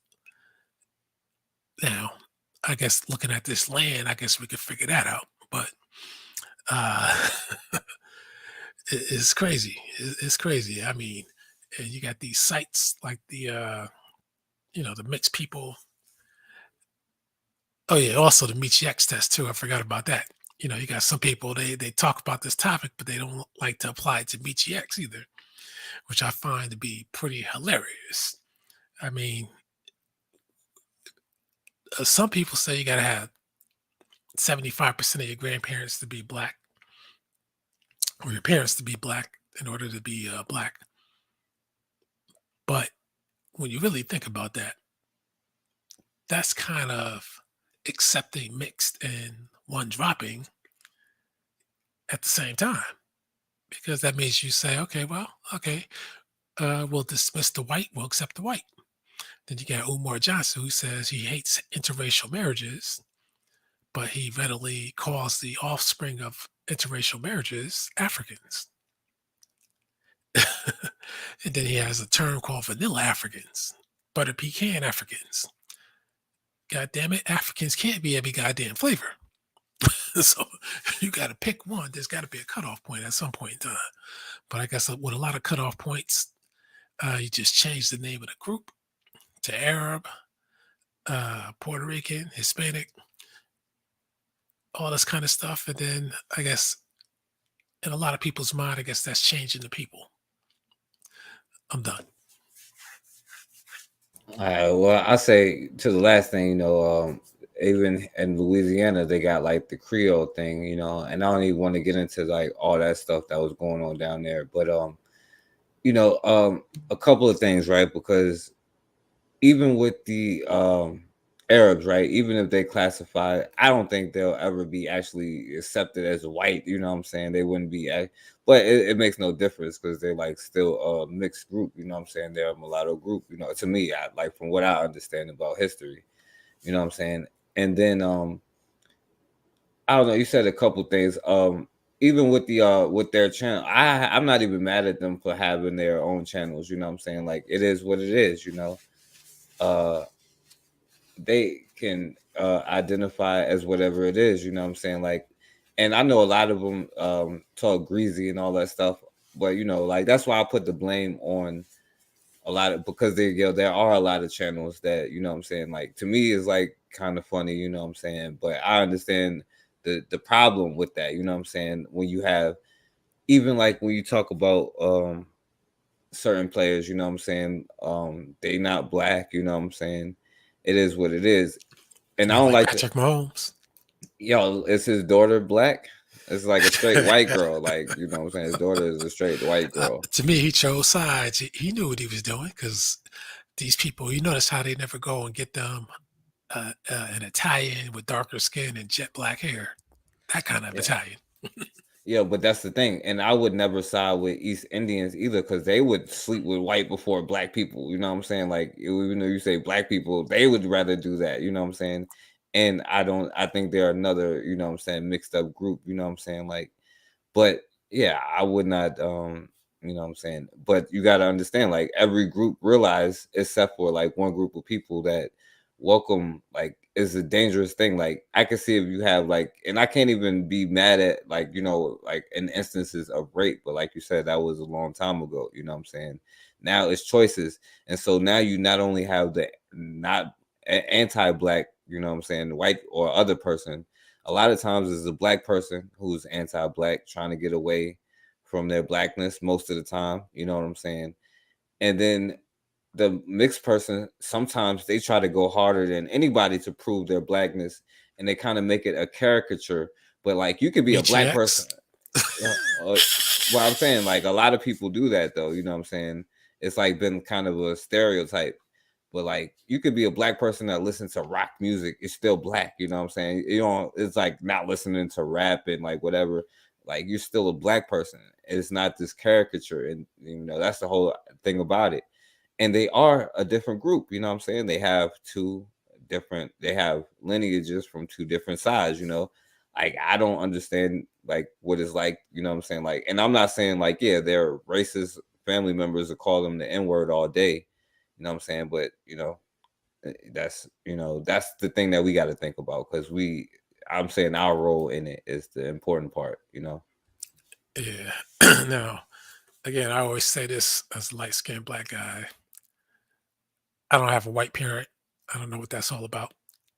So I always hated when people would say that biracials are light-skinned black people or group them all together like that. I'm like, no, that and some of them would play that part and say that they're light-skinned. I think Meechie X used to play that years ago. And I would get on her live and say, no, you're not light-skinned, you're half white. So stop that. Because when you say you're light-skinned black, you're trying to deny your half white part. So that's not cool. Be who you are.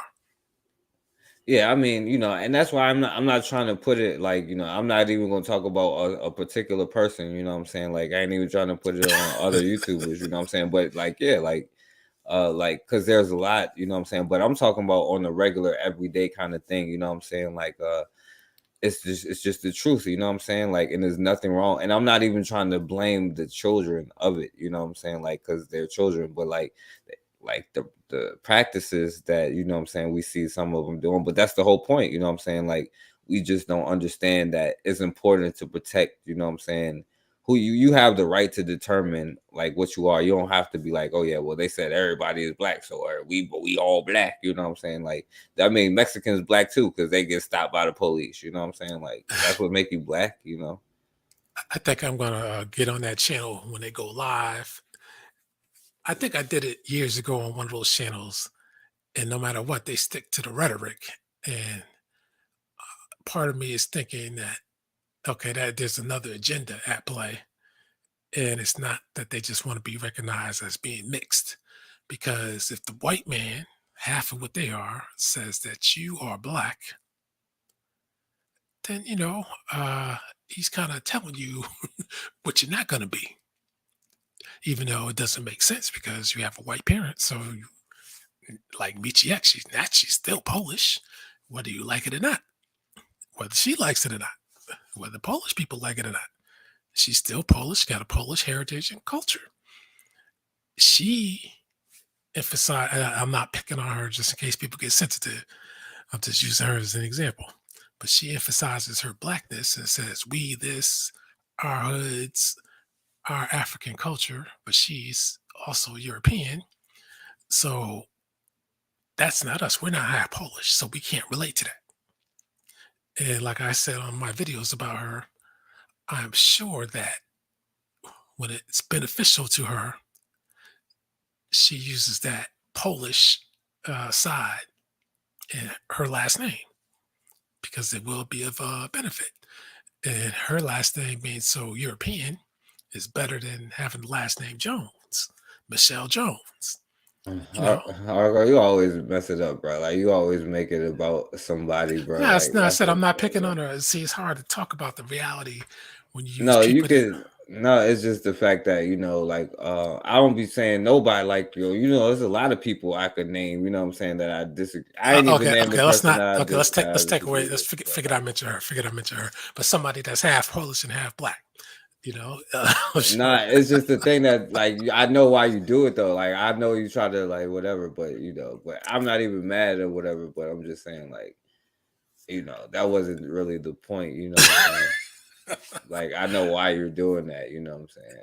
Yeah, I'm doing it to prove a point, and I think when I see her videos, I want her I see, to, like, to stop acting like she's not Polish.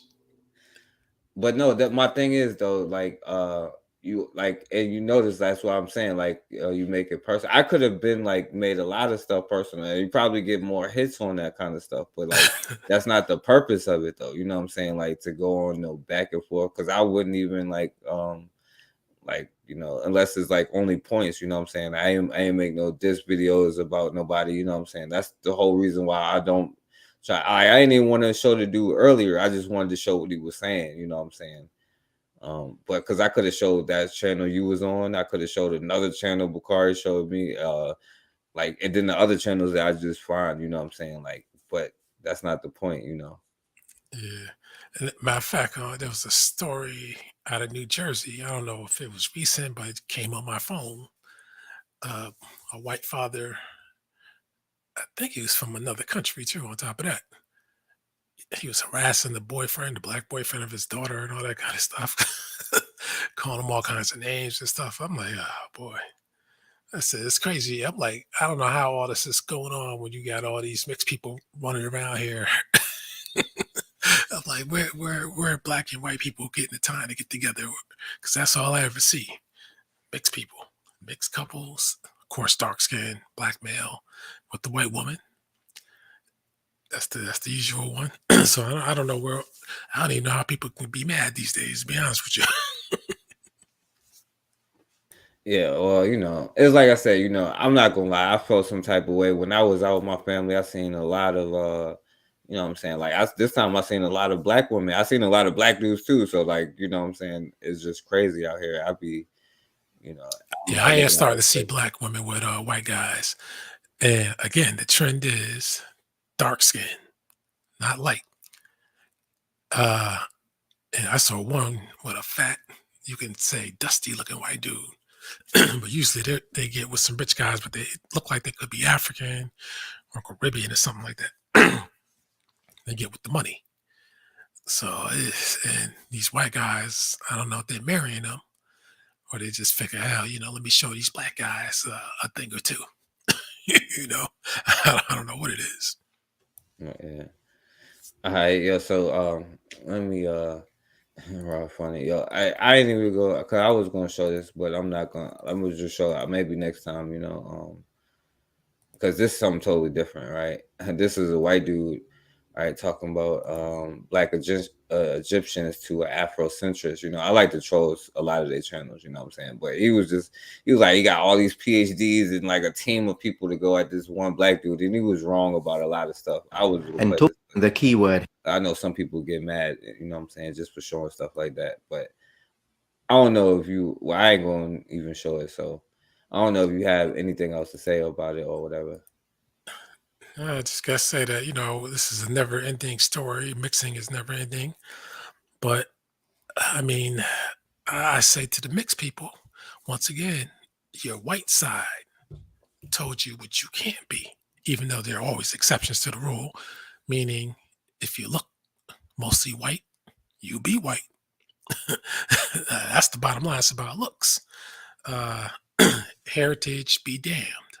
But let me let my man Black Magus get on. Yeah, what up, Black Magus? Let Black Magus go in. What's going on, my brother? BB for Hodie, Black Liberation, man. First off, I gotta say, hard code on here sounding like Patty and Selma from The Simpsons. And yeah, one too many smokes. Need a throat lozenge that, brother. Okay, you hear it too. I feel like it. I can't really hear myself though. But I guess. Oh yeah. It actually sounds worse on the stream on YouTube than it do here on StreamYard, which is quite weird. But I mean, really, I just jumped on here to kind of acknowledge the sentiment that Hardcode is given, is that, I mean, we have to name the names, and I'll say the reason why is because it's a status of power at this point. It's something that all of these biracial people, they'll have some flack for their white side, or let me rephrase that. They'll have something to say to their non-black side, but it's black people who they go at hard. Even when you look at all of the videos that you shared tonight, you notice that, they'll talk about, yeah, they said this around me and they said this around me, or my parent this and my parent that. But when it comes to black people who got something to say, they go hard in the paint. First off, if I'm a biracial person and I love my black side so much, the othering of the N-word in my presence would get you socked in the jaw. But notice, none of them biracials said that. None of them said they would do that. They just all act appalled, in the presence of whiteness, because they understand the power dynamic. Therefore, we have to name the names. I know a lot of people will be like Michi X. She does good work. She does good work for a mulatto. Can we just say that? Like, it's no different than naming the Boule. It's no different than naming the power players of the Jewish elite who own every goddamn thing in this country. It's no different than naming the name of a police officer who has murdered one of your loved ones or any black person. We have to name the names, because for too long we've allowed these people to hide amongst us, and then we believe that they are us. And when it comes to Hollyweird, I mean, just about every mulatto in Hollyweird just so happens to have a Jewish parent.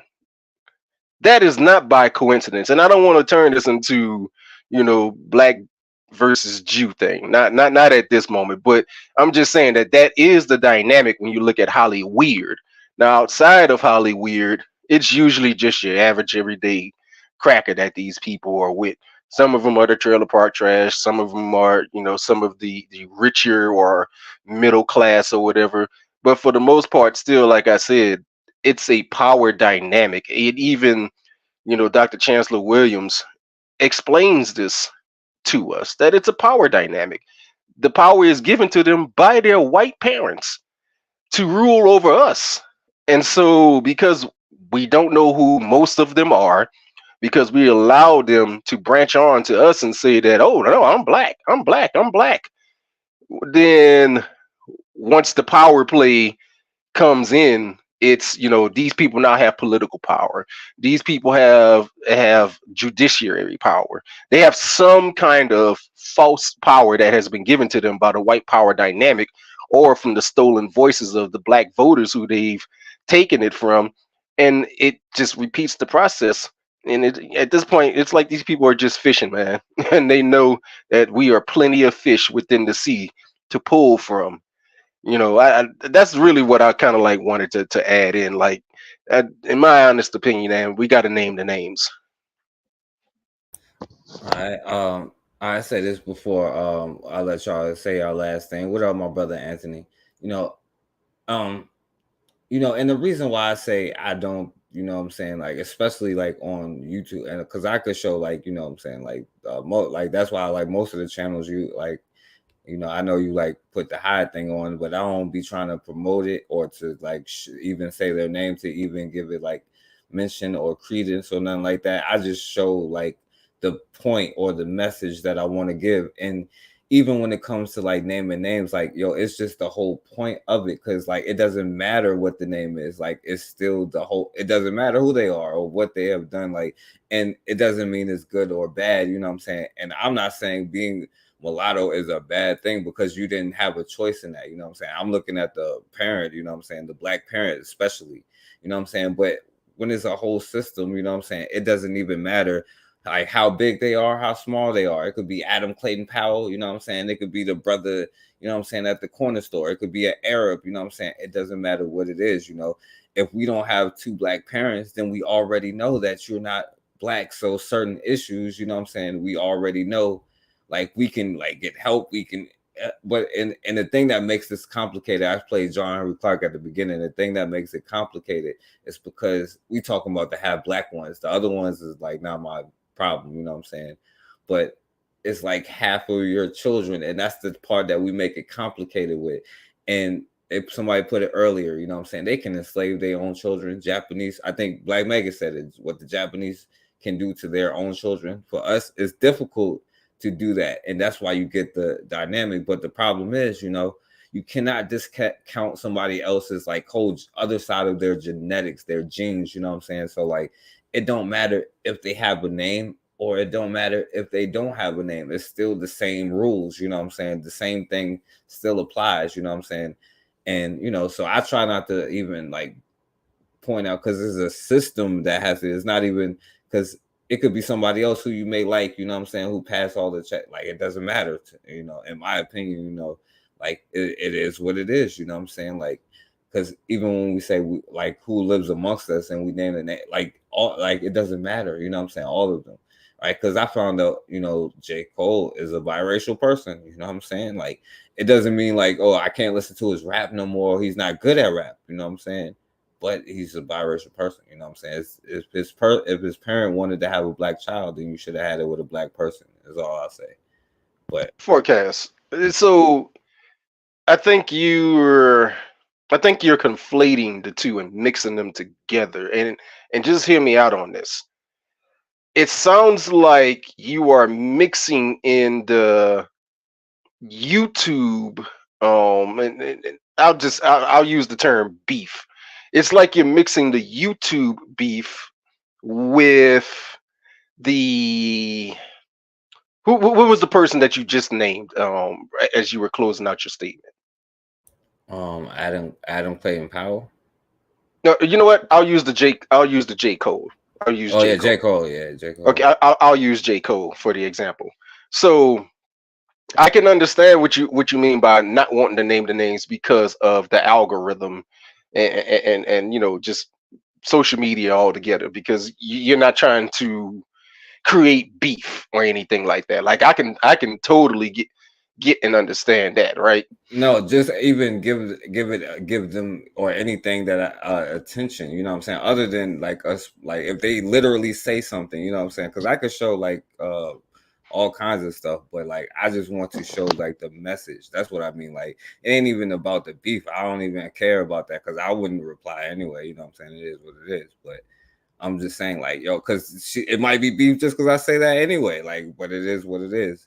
So it's more so like I don't even want it to be like, you know, to even, you know what I'm saying, whatever. Yeah, okay, I get what you're saying on that. But let me ask this then. What is, do you watch movies? Yeah. Okay. What's your favorite Marvel movie? I don't know. I can't really say I got a favorite Marvel movie. Okay, what's your favorite movie then?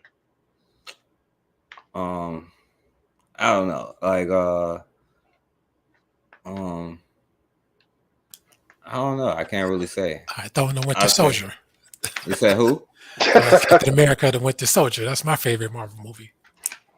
So the thing is that what I'm getting at is it doesn't matter what your favorite one is because it's still the product of white people.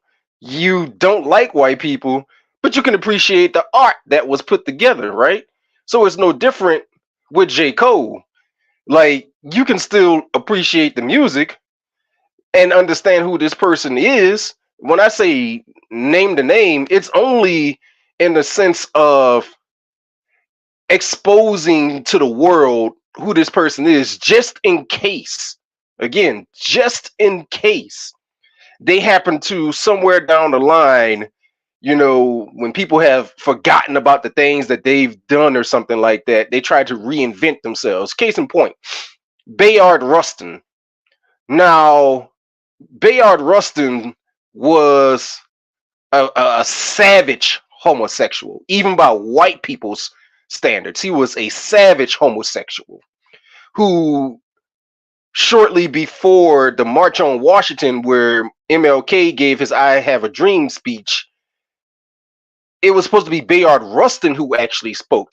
But shortly before that, he was arrested for being in a park at nighttime with two white teens, almost, you know, pre-adult ages, but still two white teens, probably children, to be honest.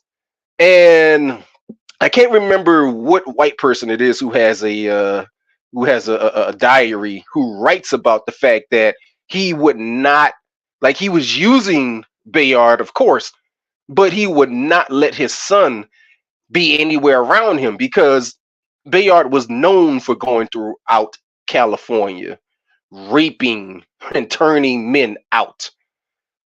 So he jumps on to the quote unquote civil rights fight. He gets into MLK's corner, and now everybody has forgotten that this guy is a homosexual.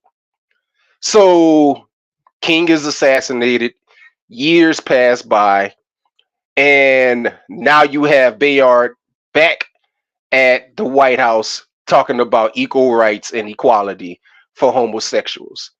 And people were blown away and astonished that he would do such a thing. And it was like, yo, this guy had always been that way.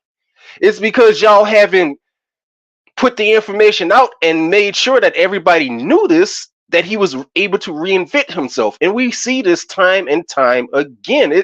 I would say time immemorial, that people who do black people harm or do anything against black culture are able to reinvent themselves, and everybody forgets. So when I say name them names, it's so that people know immediately, you know, before these people try to reinvent themselves. Nah, man, I'm black. I've always been black. I've always been black. And then you come to find out who this person is, what their shady past might actually be, you know, hopefully before they've done something detrimental to you. That's what I'm getting at when I say name the names. Like, it's not to shame anybody. It's 100% for protection and knowledge. Yeah, that was beautiful. Yeah, well, I would say this, right? Because I disagree with that, you know what I'm saying? I understand what you're saying, you know, and even when people, that's why wouldn't say anything when people go on their own pages, you know what I'm saying?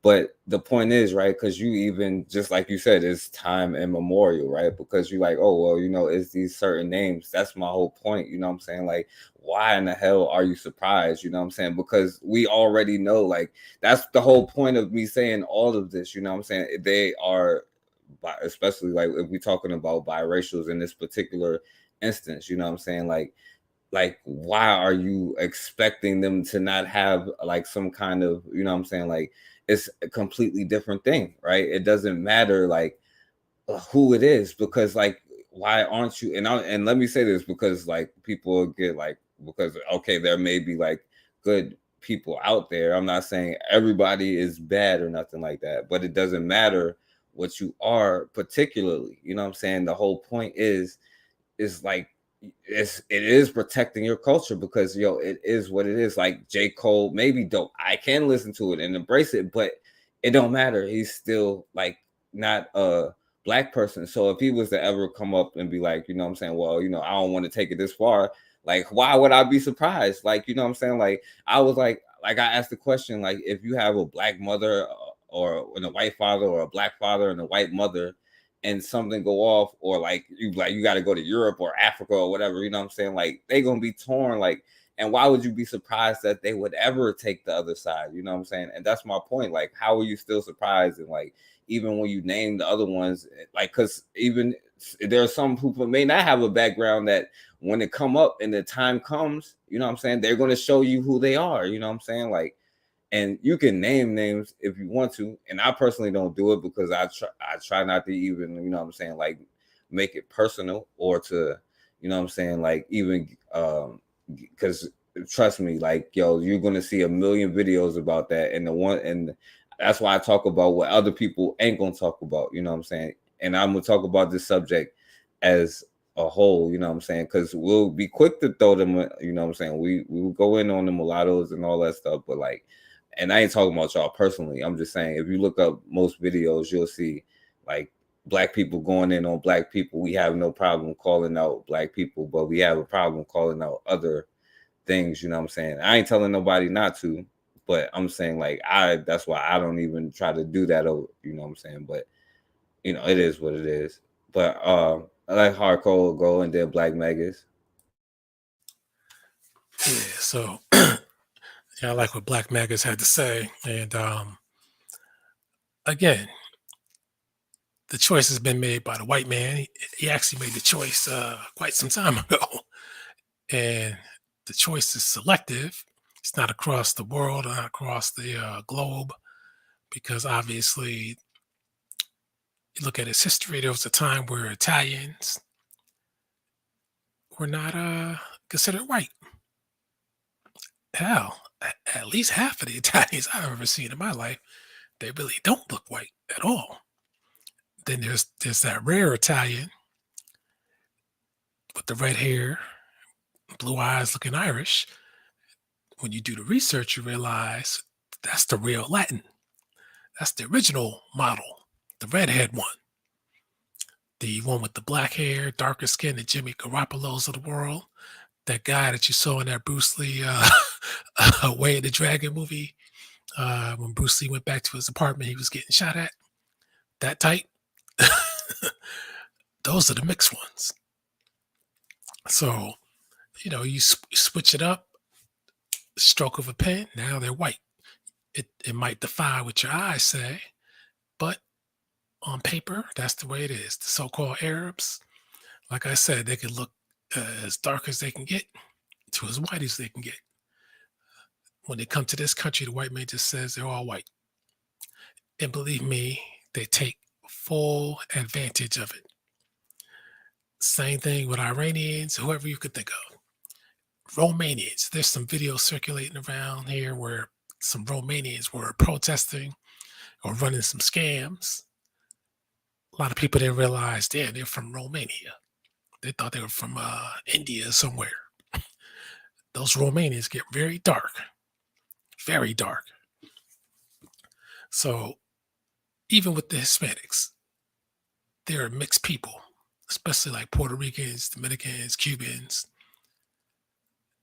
But they give them a race neutral name, like their nationalities, or call them Hispanic. Part of it is because the white man is trying to make sure that these other groups don't ally themselves with us, so he has to give them some bones. Okay, you're in this group, you'll be white, you'll be Hispanic. We'll give you some perks. Don't get down with them. Asians, we know you got better technology than us. You come to this country, you'll make more money than us. Just don't be down with them. That's why everybody from other countries, they make sure not to get down with us, except for a few Caribbeans, because I still stand by the fact that certain Caribbeans under the British Crown are coming here, getting close to us and infiltrating us. And for the UK, you watch some of these commercials, you'll see people with British accents for US TV shows. I'm like, what the hell's going on here? That guy that, what's his name? Josh Paul, for the US State Department, British.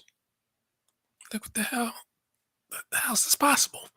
So that's a deeper topic, but again, I'll just simplify it this way. If black people were to take over the world again, right now, all mixed people who clearly want to be white, black, and not white. And that includes all the other Asians and whoever, because there are black people in Asia with nappy hair and straight hair. And Asians don't like mentioning that. So with that, I'm done. All right, Black Maggie. All right. And you know, my words on amalgamations isn't to spew any kind of hate or anything like that, but I have to have a cornerstone. No, I'm sorry, a keystone that lays the foundation to my beliefs, and my beliefs are 100% along the lines of African or Black, whichever one you want to call it, sovereignty. I have to worry about us before I worry about everybody else.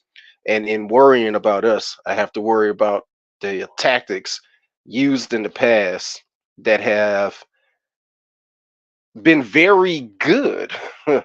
You know, I mean, we have to call it what it is. The enemies have put together plans that have worked, and because they work so well, they have found that they can repeat the process, because we haven't learned from our errors. And therefore it is my job to teach our errors to my people, while at the same time teaching the successes of our enemies to our people as they go hand in hand. I do not disagree wholeheartedly with what Forecast opinion is, but I do feel like you're almost kind of going in circles when you say that people get astonished by the fact that, wow, how did this happen? How did this happen? Well, it happened because the people didn't know, because the names were not named. The same thing as if, you know, people are like, hey, it's 2023, it's still racism. Why did this person do this? Well, maybe if, you know, that person's criminal record or something was made privy to the public years ago, then everybody would have known that this person is prone to racial attacks against us. So I mean, we could talk about this all day, but I really do feel like we've all given solid opinions to back up what we're saying. It's of course upon the listeners to have, you know, their own opinion, or if they agree with one of us, to, you know, to have that. But no matter what, we have to make sure that we are always watching and being vigilant for the Black front, you know, no matter who it is, even if it's somebody with Black skin, because some of these mulattoes, though we know are amalgamations, I should say, um, while it is true that none of them asked to be here, there are some of our people who have asked for them to be here specifically, just due to the self-hatred that they have.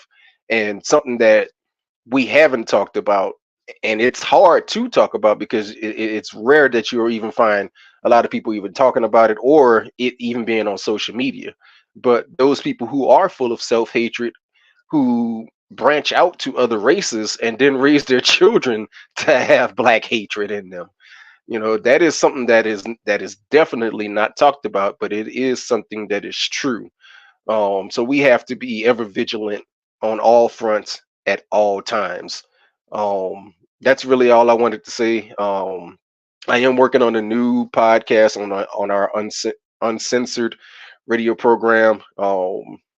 I do have it on the Telegram channel for now until I get the pre-records uploaded to the live website.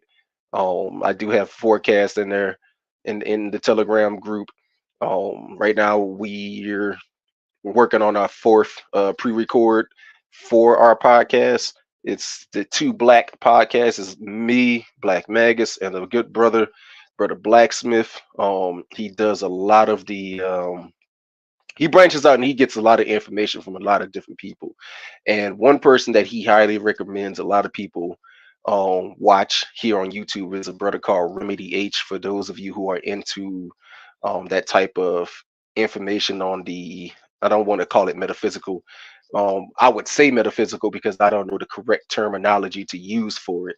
But if you're into understanding vibrations and frequencies of the planet and understanding, the Alpha Draconis, where these people are supposed to be from, while we are the Anunnaki, that's the type of information that brother shares. And I know right now the biggest thing that everybody who follows that type of information is looking at right now is this quote unquote thing called the Flash. There's supposed to be a Flash that's going to be happening here, which is supposed to be taking out all of these crackers and people with cracker blood up in them of some sort. So look here, I'm not saying that it's false, but I will say that it is not something that I wholeheartedly believe in, but I do keep a snidget of hope in that direction. So with that, family, I said BB for Hodier. Yeah. All right. So, and I'll say this, and then well, I was gonna let you y'all close out, but and Black Magus, you can put your links in the chat if you want to, my brother. And I agree with the last thing you said, but and I'll say this real quick, right?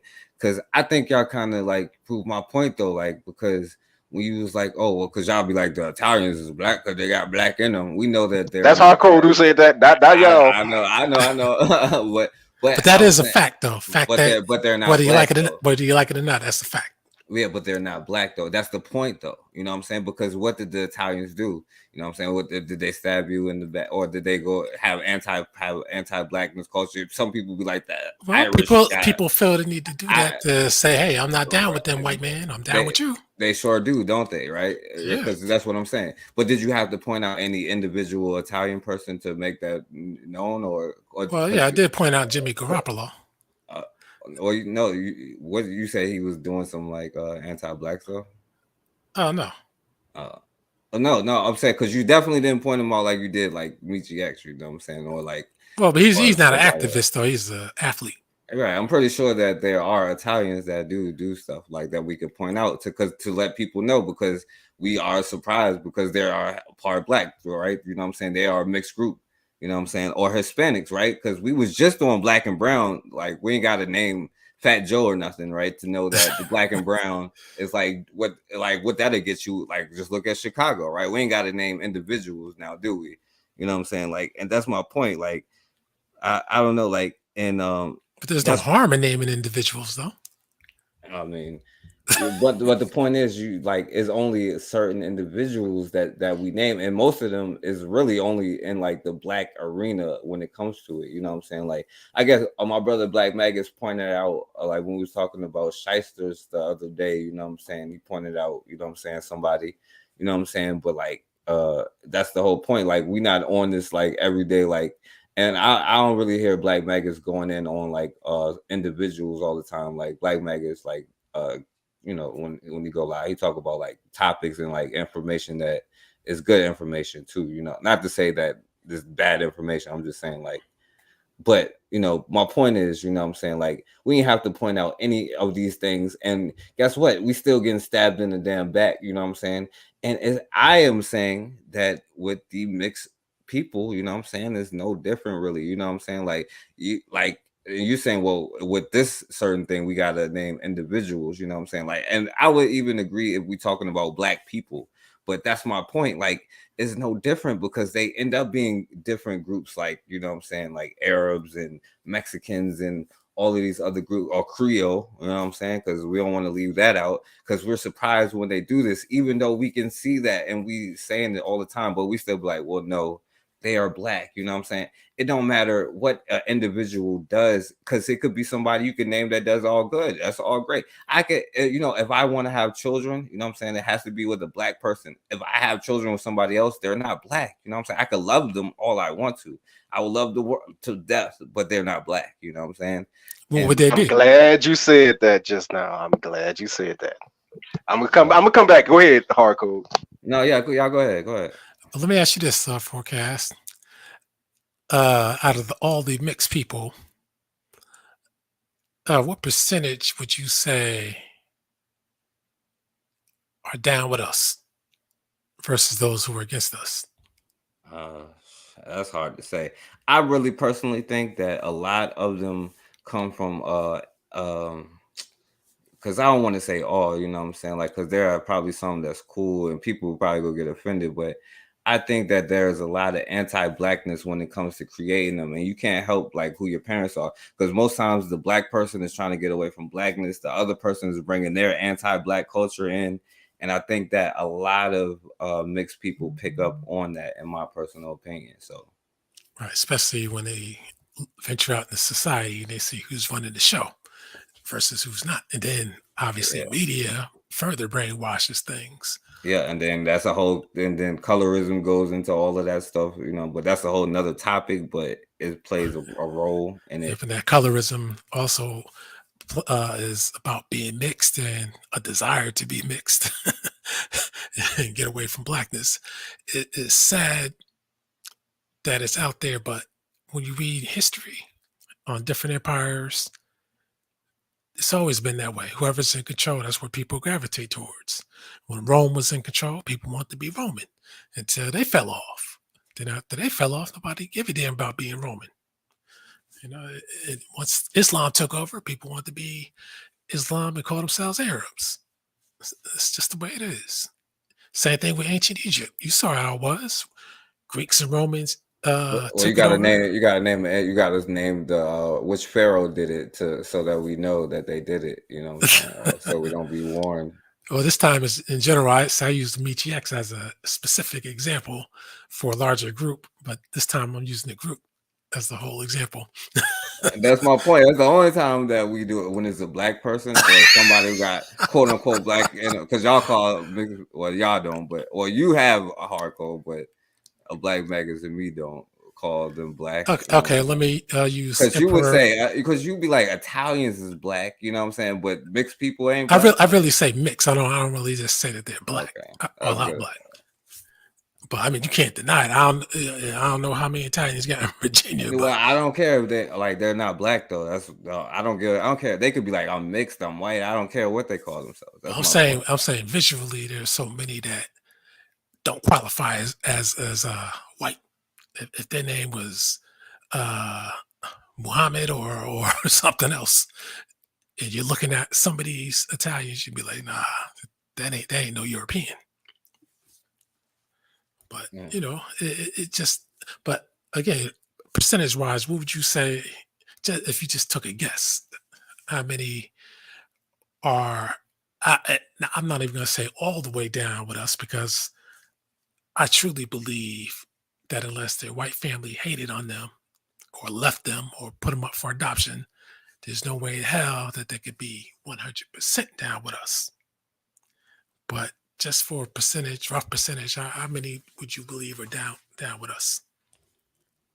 At this current time, I think if it ever got real, I think that um it's hard to put it, but it's like real high. Like I mean, like overwhelmingly high. Like I mean, like plus over 80% probably would be like love is love. You know what I'm saying? Even if they don't choose their side, you know what I'm saying? The other side, they're gonna be in the middle. They're gonna be torn. I don't think that, you know what I'm saying, it's a very high percentage that's gonna be like, oh yeah, like I'm gonna go kill my mama, you know what I'm saying? And if somebody did that, would I trust them to, like, you know what I'm saying? Like, bro, if you do that to your mom, what you gonna do to me? You know what I'm saying? So I Hey, think it's very low. Forecast. Have you heard me laugh tonight? Yeah, you do a lot though. I'm not gonna lie She's, to you, she, bro. she keeps accusing me of laughing. I'm like, I don't remember laughing. Maybe it slipped my mind. So I you laughed just just now, but yeah, but you do that a lot though. I'm not gonna lie to you. okay. Well, there's nothing funny. It's just a reaction. You know, when you don't have words or some certain words you don't want to say, you just say that. As opposed to some people say, "You feel me, my nigga," and all that kind of stuff. I don't say all that kind of stuff. So just be cool, Royale, whatever All the name right. is. All right. So Black Mac is what did you want to say? I'm sorry, my brother. Nah, you know, before, like I knew I loved my girlfriend, right? Before I decided that I would make her my wife. But before I made that firm decision that wanted to marry this person, I had to make a conscientious decision. Well, first we had to have a talk. Like I wanted to know what ailments, what mental illnesses reside within her family, because I have to then factor in that which is also within my DNA. So what would happen if, you know, we have children together? You know, I had to make those kind of decisions. These are things that a lot of our people don't even think about. They just like to, quote unquote, fall in love and let things, you know, fall wherever they may lay. Um, so when you were talking, when you made the statement towards, you know, children, you know, of your own, you know, when you find that woman that you want to have a child with, are you going to ask that type of question? Are you going to ask, you know, well, do you have any Caucasian in your blood? You know, again, this is the reason why I'm saying, like, you know, not name the names to shame and expose people, but it is for education, because when you go to be with somebody, you need to know what is in their DNA. You need to know what you are mixing your DNA with. You need to know, you know, what type of hardships your child may have. I'm not saying that it's firm that your child will have some kind of ailment or illness or anything like that, you know, but you do need to know these kind of things. And those who have a stronger percentage of, you know, Neanderthal genetic coding within them are predisposed. Oh man, I'm messing up. Predisposed to different to wider ailments than we are, and that is a known fact. So, you know, I would just caution people that when you date people, you know, you need to be dating with a solid purpose. Knowledge is power, and if you go blindly into any situation, I don't care if it's a relationship, I don't care if it's, well, let me rephrase that, if it's a um love relationship, if it's a platonic relationship, if it's a business deal, you need to have knowledge of the other parties who are going to be there, and you know, what are their tendencies, what are their records, what are their proven track histories. That's the only reason why I will stand firm on, we have to know who people are, you know, up in front. You know, that again, it's only because of where we are now as a society, where people just don't question anything. It's, I'm gonna go live my life and whatever happens happens. You know, we have fallen into foolish ways which have led us to where we are now. Yeah. Well, you know, and you make a good point, yo. But when it comes to dating, right? You know, And I know for me, like I had to learn, like, well, I probably have to be with somebody that like is like serious about like black stuff and like doing it because I like invest like stuff into it, and I know like it come to like finances when it comes to that kind of stuff. You know what I'm saying?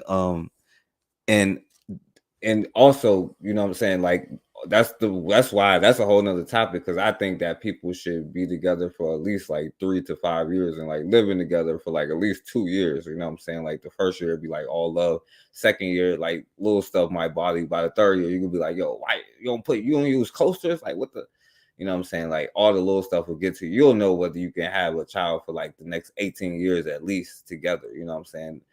And but that goes like beyond, like, because I think that first of all, not only black, like I said, the right mindset with the woman first, but then going around her with her family. So you're going to see her family, but it don't matter if they are black, but how her family acts as a whole. You know what I'm saying? So it's like not even an individual thing. You know what I'm saying? That's my point. Like, yo, you look like the whole, like you were studying and seeing it for yourself, like, because even if they are just black, you know what I'm saying? And that's why it's a system, like you know what I'm saying, like not an individual thing. You know what I'm saying? Like you have a system when you determine. That's why you set your own boundaries. So like no matter how pretty she is, like how down she is, if she crossed certain boundaries, like you cut her off. You know what I'm saying? So like that's why it's important, right? So like it's not even an individual thing. It's just like rules and boundaries that, yo, it is what it is when it comes to that. You know what I'm saying? Like, but you know, that's just my point. You know, and I think it's like, you know what I'm saying, especially like it's kind of different like when it comes to like dating and the personal thing, because like even if they are black, you can't just have a child or a family with any black woman. It has to be the right kind of person, the right kind of woman. You know what I'm saying?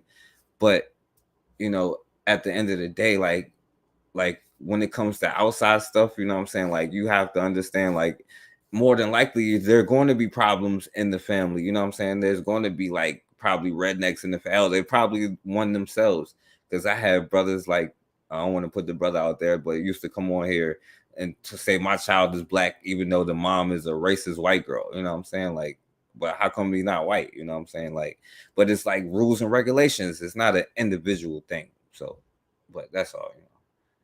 Who my sister Shanique at? Because I think Forecast been hanging around Bakari too long. He's starting to get love for these mulattoes. No, I'm actually harder on them than y'all are, because I'm saying all of them. Y'all saying, well, this individual, because maybe we got to point out the end. Yo, that's what I'm saying. Don't matter their past or who they are. That's what I'm saying.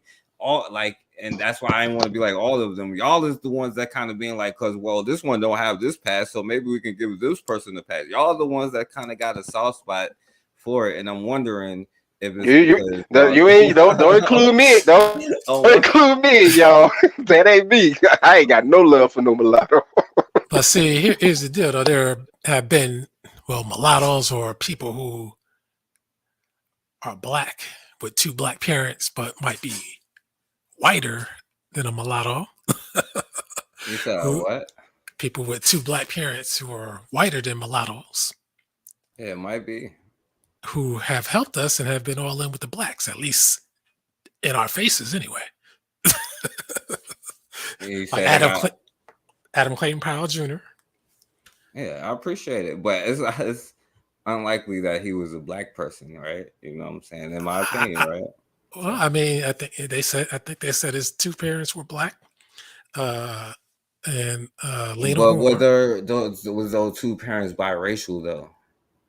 Well, I mean, whatever their makeups were, they were called black. That's the label. Just like Lisa Bonet and Lenny Kravitz, they're both called black. Their daughter, what would you call her? Lenny Kravitz is a Jew. He ain't nothing black about him. Yeah, but what would you call their daughter?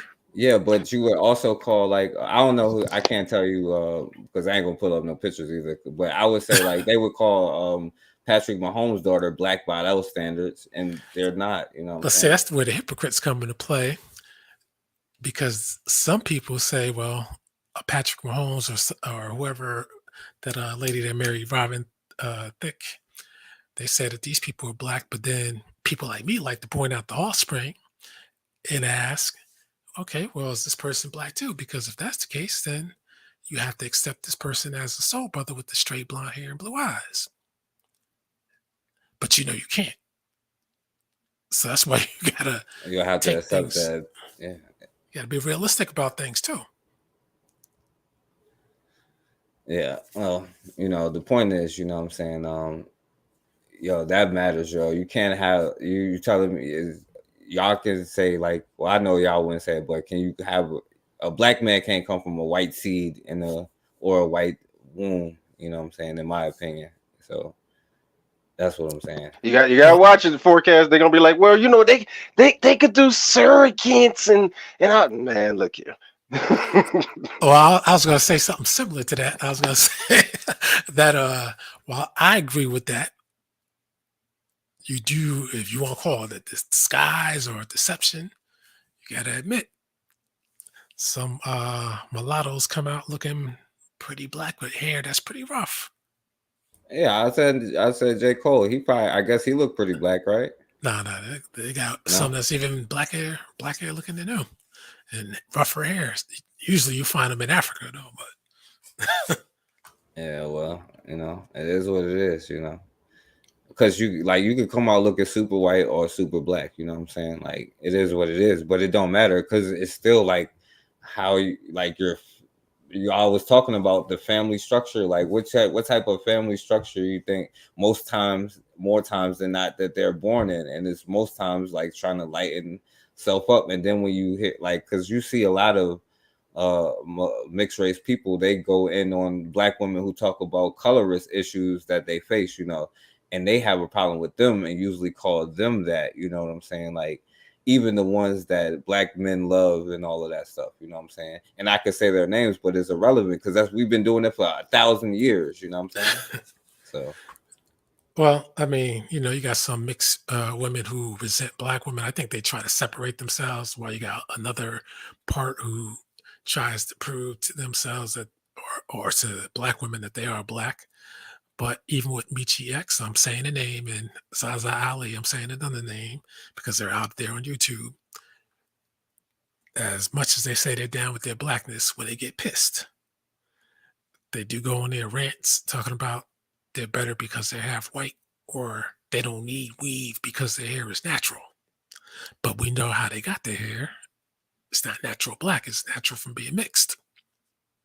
So they're right now, when they say that, and they have said these things, they're telling their target demographic, I'm better than you because I'm half white, because you want the hair that I have.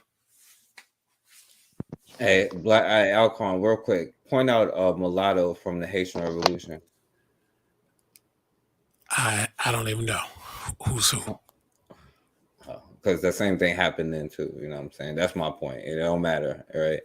But go ahead. We also got to get away from the Haitian Revolution. That was a long time ago. Once it happened, and nothing's been made out of it. Right, and the same thing that's my point. But anyway, go ahead, Black. Same thing is still happening. I know Black Megas could name a mulatto out the Haitian Revolution.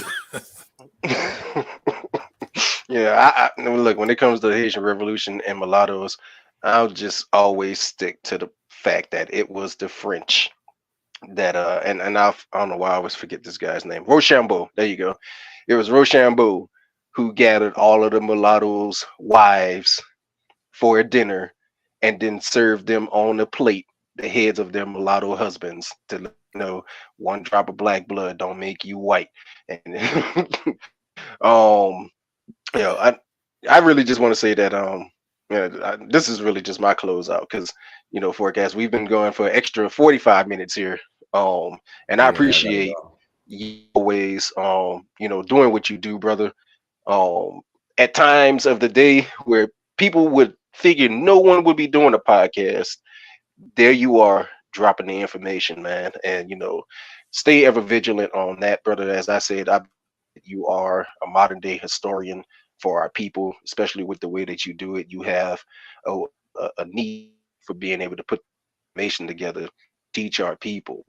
And right now it's really people who already have a lot of knowledge or have prejudices, but there's going to be those who don't know any of this information that's going to stumble on your channel, man, and they're going to be the ones who be awakened to what you say. I will say that the elder who you know, who I had you on the radio program with, he's instilled wisdom into me when it comes to the mulattoes, and he's let me know, you know, we shouldn't discredit them or discard them because they can be quote unquote useful tools, but you have to be careful because it seems that the mulattoes who come from the legs of a white woman are the ones who are definitely going to turn on you, whereas the ones who come from the legs of a black woman, especially if she's a woman herself, might be the one who you can work with more than anything else. I don't know, you know, what Hey, Michie, Black go ahead. Maggot. No, I'm sorry. I didn't mean to cut you off because I was gonna say something, but about that, because that specific topic, because I heard that a lot when they be like, "Well, the ones that come from a black man, yo, no." Like, I think the same stuff comes from the ones that come from black women. You hear a lot of anti-black men stuff. You know what I'm saying? And you know that the white dudes is the ones that everybody call racist all the time. I think white bitches is equally, if not more, but. You know what I'm saying? Like, I don't give like passes to the mulatto children of black women with white dudes. That's part of my problem even now.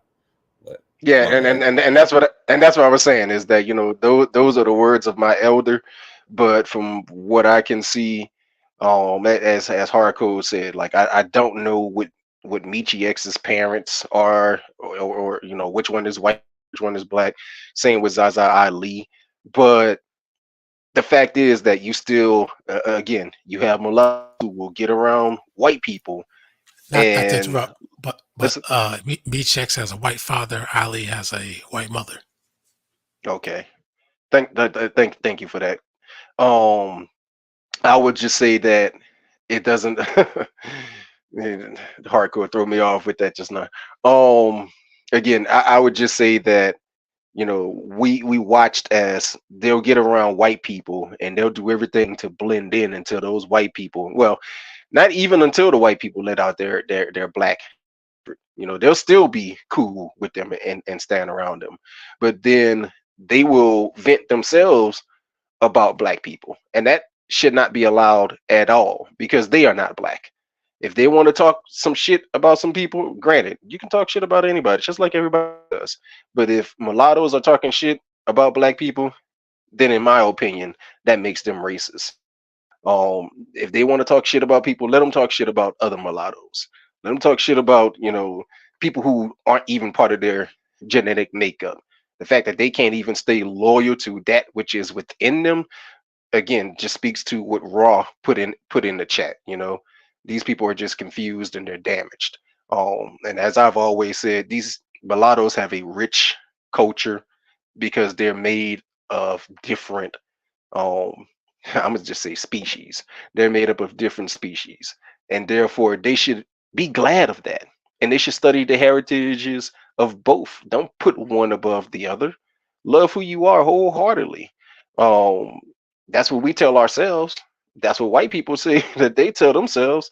Why is it the mulatto has to pick? Why can't the mulatto just be happy to be a mulatto? That's really all I gotta say. Thank you for your time, brother. yeah, definitely. Thank you for coming on here, my brother. I appreciate it. Harko, you got any last words? Not really. I just want to say thank you for letting me up, and you know, it's a topic that won't go away because obviously mixed people won't go away. But what Black Maggot said, that's what I expect out of people like with the name like a Michi X or something like that. You know, just stop trying to emphasize your black side to us because we don't know what you say to your Polish side. So her and Zaza Ali, they want us to think that they don't communicate with their white side. They don't know their white side. They're just straight up black and African. But I told you what they said when they get pissed off. They attack us for being who we are, and they act as if they're better because of their white side. Zaza Ali went worse than Michi X did.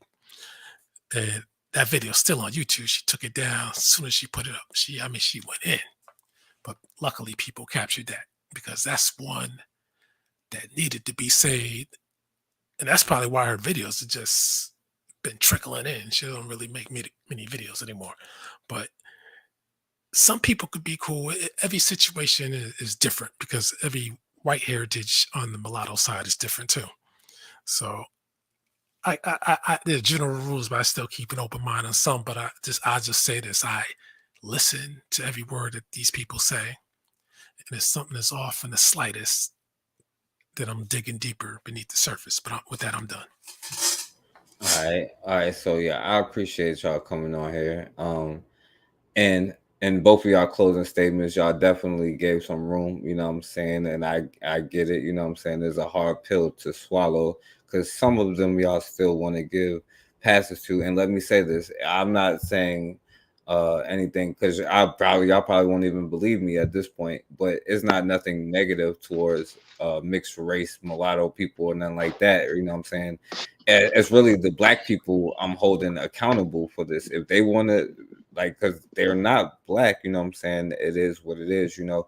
And the point is, because we are in desperation, we have always accepted any and everybody, you know what I'm saying? Like, it's time to draw boundaries around you and yourself. Not only pick the right person, but like a black person, but the right person to create a family with, because like it's important to have like family history, family health, all of these type of things. And it's not nothing personal towards, that's why I was like even saying that, because it's not even nothing personal, you know what I'm saying? Because we don't, you know, have to name individual white people to be like, oh, individual white girl to be like, you know what I'm saying? Like, white bitches be lying, you know what I'm saying? But, you know, my thing is just like, you know what I'm saying? The problem is the people with the anti-black, and I get why. And it's different when it comes from like rape to like real life, but you know what I'm saying? I get why we do that, you know what I'm saying? And John Henry Clark said, you know what I'm saying, it's the hardest book he'll ever have to write, you know what I'm saying? And I'll address that subject, you know what I'm saying?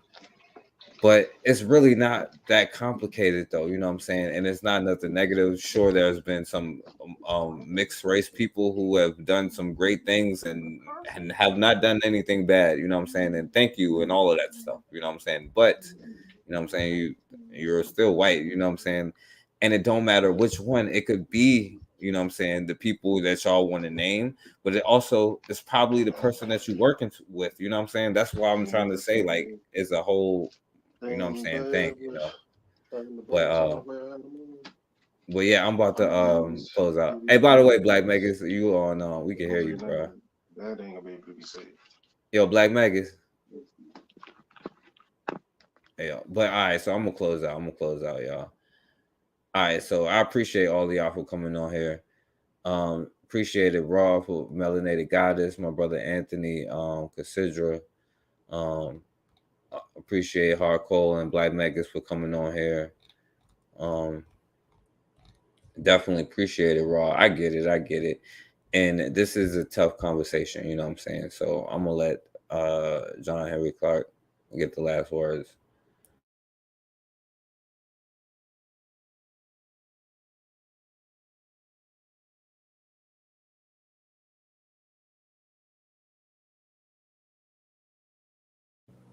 And I have studied it down through the ages. But I have always threatened to write a massive book about it and never wrote a line. I write out the title for the book. And I talk out chapters in the book, but I never write the book. It is so delicate and dangerous and so painful that a person like me who opened many doors and talked about many things, even at the risk of being killed, hadn't even put it down. The book is called The Role of the Bastard as a Factor in History. All right, so we starting on that book, you know what I'm saying? And like I said, it's a tough conversation, but It was the first thing I said. It'll be the last thing I said. I'm not even blaming the children. They didn't even ask to be here. You know what I'm saying? So it's not their fault. It's not even trying to say that I hate them. It's not even saying they don't have a black parent in that, or half black, or can't do things, or, you know what I'm saying, whatever.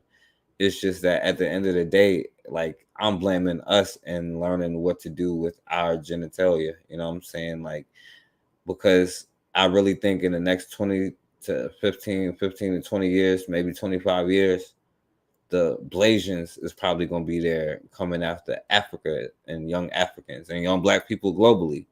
You know what I'm saying? Because other people can weaponize this and they can be who they want to be, you know what I'm saying? But we can also stop creating this, you know what I'm saying?